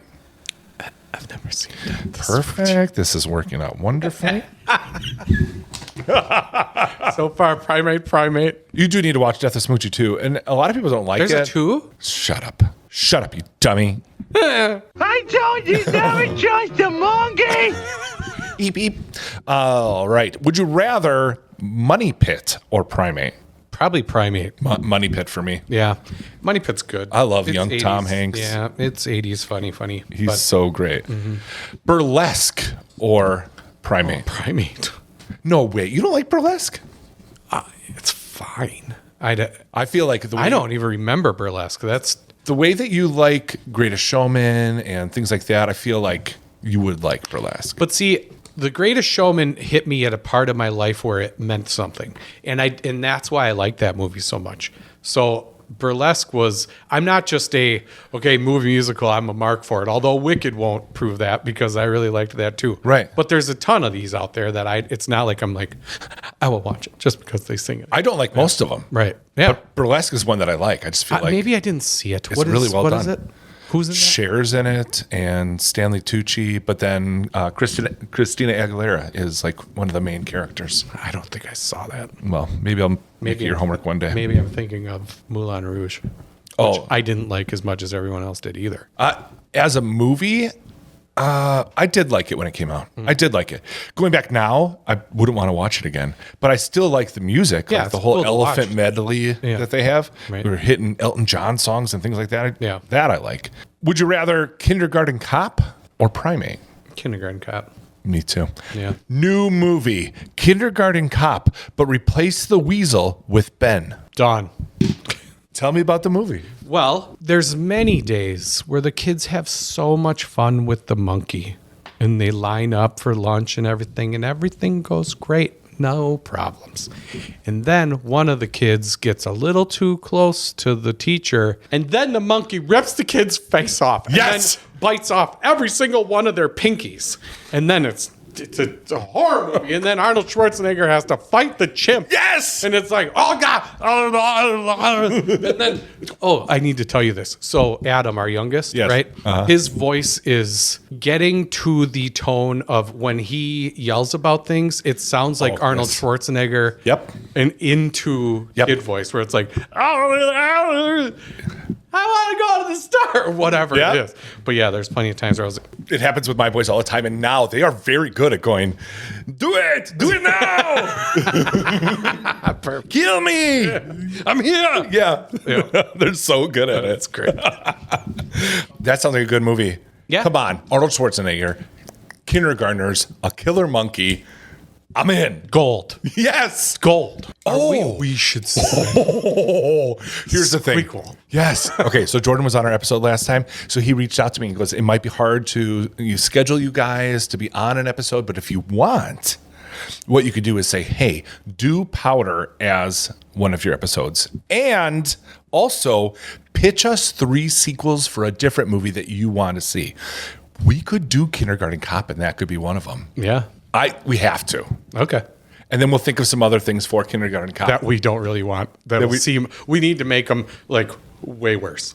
They might still pick them though. Yeah, that's true. So whatever. No, we'll make them as good. That's fun. Yeah, that'd be good. And I like that we thought about it on the episode here. Yeah. Okay, so we're going to put that together this week and I'll get that to Jordan. Cool. We just need 2 other ideas eventually. Jordan, don't listen to this part. Don't listen to it. Are you going to cut it? No. So he can't? No. Oh, okay. I want everyone to hear. All right. This is where it happened. But he's a huge fan of the show. He does listen. He's probably our biggest fan. Would you rather watch Scream? I had to get a horror movie on here. Scream or Primate? Scream. And me too. Scream is much better. Primate, I feel like, is going to be a movie that I ever watch it again. It would only be because I have said the following to someone. You need to see this. Come on, let's sit down and watch it. Right. We got an hour and a half. You got to see this killer monkey movie. And that might happen to my wife. So I might see this again as soon as it's streaming. There was a time when Dave and I went camping. And I brought a projector and I put a screen up along the tent and we sat around the campfire drinking and watching movies. The first time I ever watched, what movie did you make me watch? Friday the 13th. Friday the 13th. It was the first time I ever watched that. Right. And to watch it in the woods on a projector around a fire. Cool. It was awesome. Yeah. And we watched Predator and a bunch of other stuff. Yeah, we watched it. Yeah, we did watch Predator. Yeah. Well, we did at my bachelor party too. We put that's right. Yeah, that was so fun. Yep. Anyway, that would be a time to be like, well, let's throw on Primate. Yeah. Right. Turn around. It's in the trees. Over here. Yeah. All right, some other things that had those same scores, but I didn't bother putting. Nobody 2, duh. The Beekeeper, duh. Yep. Deadpool, Wolverine, duh. They had the same score as Primate. Yeah. Wow. Yeah, either a 78 or a 6.3. To sum up, Primate, go see it in the theaters, buy tickets, wait till it's streaming. If you're a horror movie fan, go see this. Yeah. Go to the theater and see this because it is. It's exactly what you want. It's a slasher movie with a monkey, and it does a good job of it. So, I agree. It was cool to see in the theater. Right. And it's too late now. I wish these came out a little bit quicker. It's too hard for us to do it that way. Yeah. But if you could go see it in a group of people, that would be super awesome. Yeah. Yeah. Or if you are looking for a movie once it starts streaming, have a bunch of people over and sit there and watch a stupid horror movie. Do this one. Yeah. What scene is best to draw from Primate? I don't want to spoil anything. I have one that's a spoiler. Yeah. So I can't say it. Right. But it's one of the attacks. Yeah. I'm sure that you would have the same thing. The one reason I'm bringing it up is because I have a small little side hustle where I draw and paint movie scenes. I've got a ton of them. Go check them out. BrianDrawsMovies.com. If you see something you like, you can use the coupon code SAMURAI to get 25% off. That's a ton of percent off. And please follow me on social. Do all those cool things you're going to do for this show as well. I'd really appreciate it. Help me grow my little side hustle. What am I drawing next? Glad you asked. I started Philip Seymour Hoffman from Along Came Polly when they're playing basketball. Raindrops! Yep. Let it rain! I love that scene. It made me really, really love Philip Seymour Hoffman because I love him in all his dramatic roles. And I was like, he could do this too. He's incredible. And then Mission Impossible 3, where he's, in my opinion, one of the best bad guys ever. Oh, yeah. He's so just like, oh, man, do you have a girlfriend? Now I have to go kill her. Like, I already have stuff to do. I know. The exasperation of being a bad guy is like, it's so good. It's so good. Yeah. Anyway, We have merch. We have Samurai Movie Jam merch. Someone reached out and was like, hey, I went to TeePublic and I searched you. I can't find you. I was like, well, I probably set something up wrong. I don't know what I'm doing. So I did some research. What happens? You can't just search and find somebody until they've built up clout. Oh. And then they'll make you searchable. So if you want to find our stuff, you have to go to Bad Movies Rule. Click other shows, click Samurai Movie Jam, and find the button that'll take you to our store specifically. We just have one design. If you're watching on the video, you can see it here on this hat. It's our Samurai Movie Jam logo. And I got this hat. I ordered it off of TeePublic. And you're already wearing a hat, and I'm already wearing a hat. Yeah. So what should we do with that hat? Well, I don't need this hat. So what we're going to do? Here's what we're going to do. We're going to do a giveaway for this hat. Yeah. Okay, so what's going to happen is this comes out on January 26th, this episode. So you'll have one full week from January 26th until February 1st where you can enter to win the hat. How do you enter? You have to either follow or subscribe to us. So anyone who follows us on Facebook, follows us on Instagram, follows us on TikTok, or subscribes on YouTube. That's 4 different channels. Yep. So you could technically enter 4 different times. But what about all of our fans already that have done those things, but they still want to win a hat too? You tag a friend on the YouTube video version of this. There you go. To tell them to follow us. Yep. That'll count as a entry. I told you never trust a monkey! There you go. Then I'll pick out a winner. I'll reach out, get your address, and I'll send you this sweet-ass trucker hat. There you go. And maybe we'll put some candy in the box or something. What? Yeah, I'll put some pocket karmas in there. All right, it's time for a random question. I did not think this one would be a long one, but I feel like it's going pretty long. You watched 18 movies, Brian, so maybe that's why this one seems to be running a little long. All right, Dave. Take some time to garden or something. Give me a couple weeks. An occupation. A roofer. Give me a descriptive word for a person. Obsequious. What does that mean? I have no idea. Great. That'll help. We can use a different word if you want. No. Luscious. Luscious. Fine. A place. Disney World. A famous person. Michael J. Fox. And a relationship. Priest and altar boy. Wow. What are you doing? Okay. I'm making content. So obviously this is a Mad Lib. I took synopsis from Primate and I made it a Mad Libs. Here we go. This is the story that you need to tell me. Okay. It's the story of a roofer's trip to Disney World turns deadly when Michael J. Fox becomes rabid and attacks the roofer and their obsequious and luscious priest and altar boy. Danger. Have to fight for survival. So there's a roofer and a priest and an altar boy. Yeah. At Disney World. And they have to fight for survival because Michael J. Fox has rabies and is attacking. So what happened is this priest took his altar boy to Disney World, right? As you do, because they have a completely normal relationship. Absolutely. He doesn't want anything else. He just wants him to feel the magic of Disney. Right. Completely innocent relationship. Yes. Nothing luscious. I am glad that's established. Correct. Great.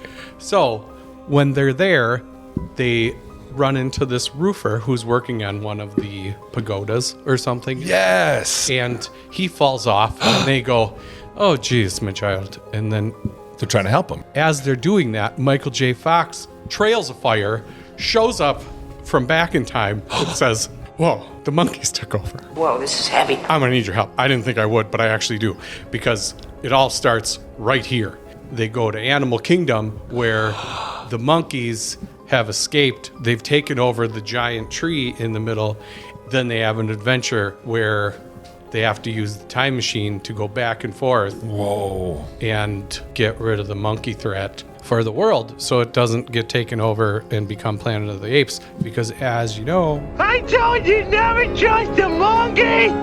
Perfect. And then the priest, as like that after scene, you see him using the time machine with the altar boy to go back in time so they can spend their day pass and hit all of the rides in one day. That would be great. That would be great. Like, this is the part of the day where the line is shortest. Yes. So they just on to every. They actually went and got those fast passes for every ride all at the same time. I think it's hilarious and would be super funny to see a movie where someone has a time machine and uses it for the dumbest.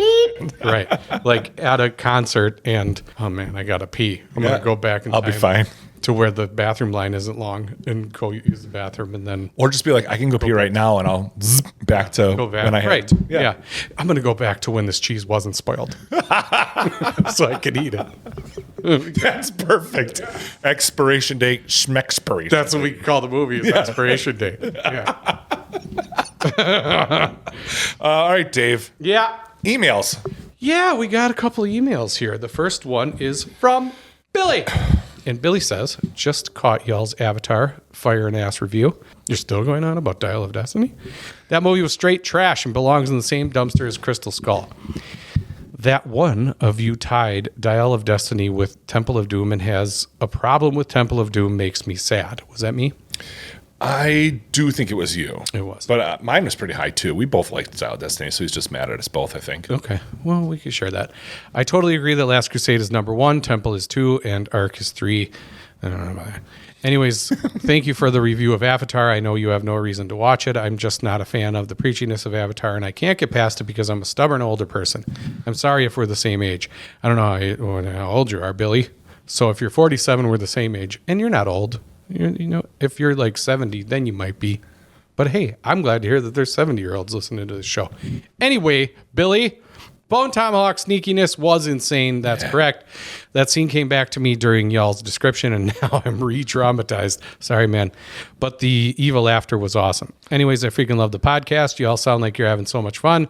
I'm trying to incorporate some of that goofiness in my movie podcast. Hope you all have a happy new year, Billy. Well, Billy, damn it, thank you. We're glad that you're having a good time listening to us and that it's inspiring you in some sort of way. Love to hear that stuff. Our next one here is from Adam Lofton. Hey guys, it's Adam Lofton. Followed you guys from BMR. That's great. So love that you guys do new movies and love everything you guys do. I was disappointed with Thunderbolts only because of the Taskmaster, just so anticlimactic. That's correct. But what movies are you guys looking for in 2026? Myself, I guess Doom because I'm a big old nerd, but Mando and Grogu, Baby Yoda too. I hope it brings Star Wars back into the light since Disney is just all over it. But I digress. Keep up the great work and can't wait for the next one. Also, can we join you in ratings and stuff? Your pal, Adam Lofton. Yeah, Adam, as far as what we're looking forward to in 2026, there's a bunch of stuff. Yeah, the biggest one for me right now is Project Hail Mary. Yeah. I'm super excited about that. The writer from The Martian. It's got Ryan Gosling, which I have a male crush on. Yeah, he's the best. And then I'm also looking forward to They Will Kill You. I just think it looks so great. Yeah. Normal, basically another nobody. Yep. Bob Odenkirk. Mm-hmm. Mortal Kombat 2 is I'm on the fence about.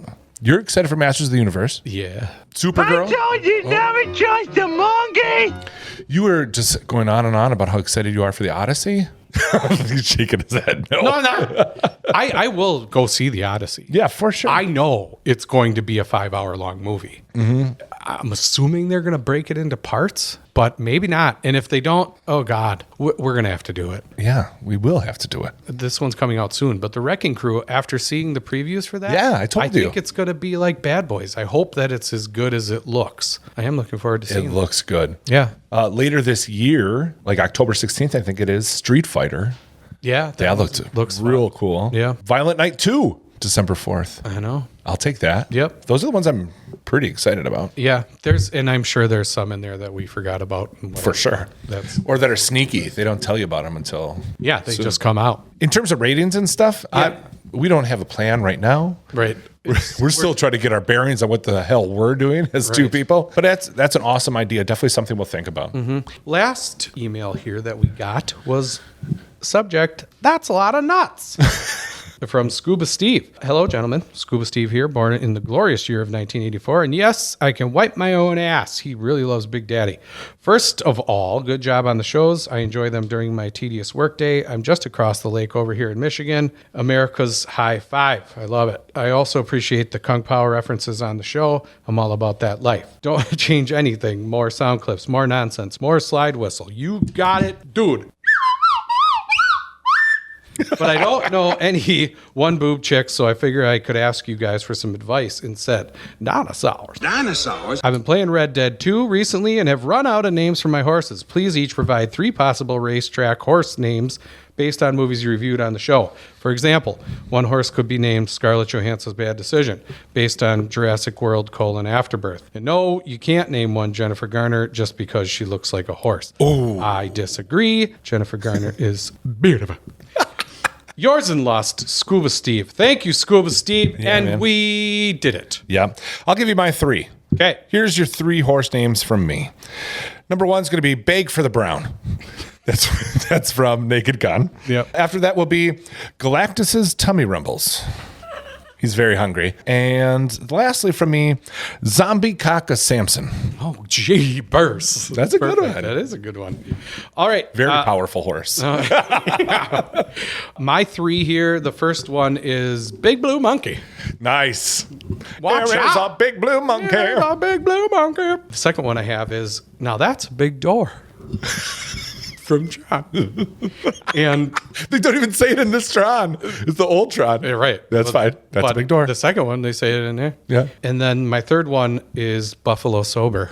Oh, that's a great choice. Buffalo Sober. Yep. There was no Consider the Source. Everyone's doing pretty well. Everybody did it. So it's time to turn in your homework. Let's turn it in. I've been going first the last couple times. Do you want to go first this I'll time? go first. I ain't scared. I watched Deep Cover. But deep cover. Deep cover. That was a movie. It's silly. Yeah. It is, like you said, it's the game night murder mystery or whatever. Yeah, I had said it's All that like date night, Yeah. but like with improv class. Because Yeah. it's basically like they are mistaken for a different people, so they get into that. Yeah. Well, those people's they're sought scenario. out because they're improv people. Yeah. And then they use those powers, I guess, to get themselves way deeper into this thing than They I yes ever and would have thought. they yes anded They themselves way Yup. deep. They beat that joke to death. Yes. And I loved it. It was, yes. And that happens so much. I love that there was an actual line in there where they're standing there and the squire goes, yes. And it was fantastic. Orlando Bloom was great. Like you said, he committed to the bit so hard. Get out his dick! Brings the iron out. The iron, yeah. It's so good. So Boromir's in this. I couldn't understand a single word that dude said. He's like their main contact Yes. for the cops I and know what you're whatever. talking about, yep. But he just, every time he's on scene, I do smooth for the schmuff and and I didn't know what he was talking about at all. So I was happy when he died because like, maybe I can know what is going on. Yeah. Tom Jones, man. It's not unusual. It's not unusual. Yeah, I love that they made that into a montage and it brought me back to our Which I just said yesterday, 20 years ago now. So I met my wife 20 years ago this year. And I was living with Dave at the time. And her and Dave clicked immediately too. They're like really great friends. But Ashley would stay over and we would literally wake up to Dave pumping Tom Jones and jumping on my bed with my coat on, my old leather coat, and dancing. Is that unusual? It wasn't. It wasn't. It was love is like candy on the yeah, show. that's what it was. Yep. Yeah, but yeah, Tom Jones always liked to hear him. The movie was a C. Yeah, that's. I would agree with that. Yeah, but like I said, I enjoyed myself. It was nothing special or crazy or anything. But gosh, Orlando Bloom cracked me up. I want an actual movie where he actually plays that part. Right, where he's a badass. Yeah. Yeah. Yeah, where he's not pretending to be a badass, where he actually is a badass. Yeah, he would be good. My homework was The Relic. Yeah. Just a couple points that I wrote down for that movie. The guy in the beginning, when he's around with the tribe or whatever, they're like, here, drink this. And he gives that, what the hell kind of thing. I was like, well, I know that's going to be bad. Just as a public service message here, don't drink anything that a tribe of people give ever. I told you never trust a monkey. Tribe of people trying to give you fluids. Yep. The whole movie was so dark that it was almost hard to see things. Like the museum gala, so dark. That doesn't make sense. So even the scenes that were supposed to be bright were not. The monster actually shows up and there's a group of people and the rain's coming down and the guy is literally shouting. There's only 10 of them standing around and they're all in like a tight little huddle and he's like, stay close, stay quiet, stick together. Stop, drop, and roll. Does anyone have a snack? I was like, why is he screaming? He'll never find us here. The monster in the last 20 minutes, so cool. Yeah. Yeah, there's not a lot of buildup to that. And I was like, come on. But then when you actually do get to see it at the end, it's like, well, that's kind of what you want, right? You don't spoil it all the way. Right. And they just teased it up until then. So pretty cool. Funny part as they're going through the pipes or the sewer or the whatever at the end, and everyone's like titty high with the water. Yeah. And then Edna is in there too. Like they just cut and you can almost, it's almost like, because she's so short. Two people are kind of carrying her a little bit. Help! Artax! When the cop hands her the lucky bullet, and she doesn't have pockets. She's wearing a dress, and I was like, as soon as he handed it, I was like, where's she gonna put that? Yeah. And she does stick it between her boobs, but I was like, I would love if he turned and she was like, meh, and threw it over her shoulder. It's not lucky. When she finally faces the monster, the whole tongue scene and all that, I thought that jar of explosion was going to go in its mouth. Yeah. I thought that's why she's waiting, right? But no, she waits and waits. It comes, it licks, and then she throws it very far from it and calls the elevator. I was like, as soon as you saw that thing, bang the elevator, throw the jar, what were you waiting to get licked for? Because if she put it in its mouth there, she might get blown up. I get it. Yeah. That's why I said do it earlier. Right. But that's why I thought she was waiting. Yeah. Like there has to be a reason she's waiting. And then she outruns it. Does she outrun it? But cool. Yeah. Very fun movie. Right. I'm going to see as well. Yeah. That's homework. What is my homework for this time? You know what I thought about giving you was 12 Monkeys. Because I know you've seen it, but that's one of those that you want to watch again as an older person. And I think you should, because I think you didn't enjoy it as much as I thought you would have. Well, I watched it once when I was too young to know. But I'm going to leave that on my list, and maybe it'll come up another time. I'm going to give you Companion and make you watch Companion. Okay. Okay? All right. And that's perfect because our next episode will be Valentine's Day time. Yeah. It'll be a nice little movie. Yep. For Valentine's. Do you say Valentine's? I don't. I do, just on purpose. I've got a good list for you here, but I think that what I'm going to give you is Rampage. No! That's cool. Yeah, you watch Rampage. Yeah, I'll watch Rampage.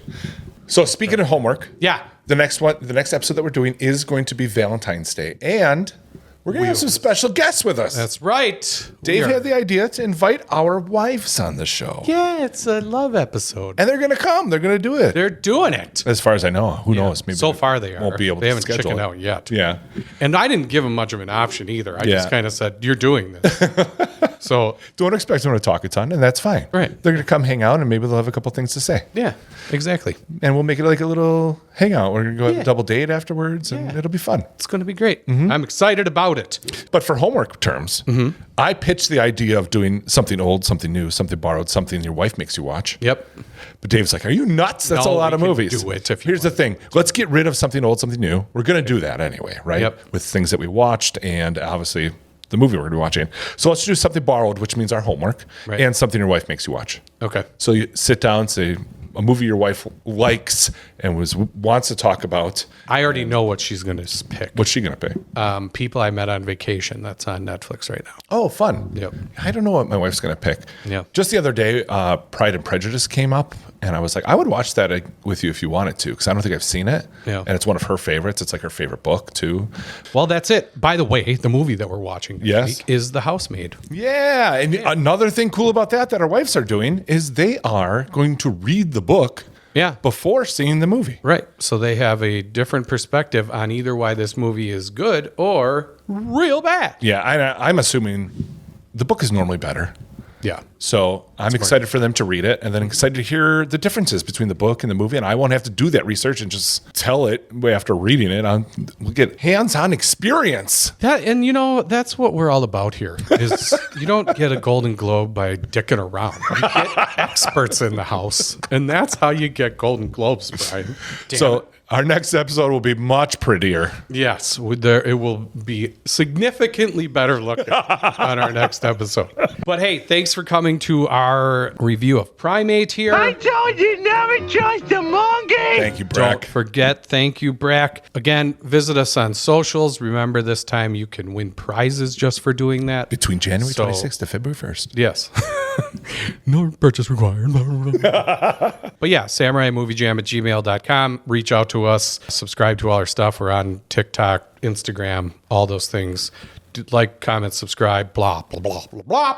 Smash that like button. Smash that like button. Thanks again for being here, and we will see you on the next one. Head over to BMR's Patreon and listen to that extra jam. Okay, love you. Bye.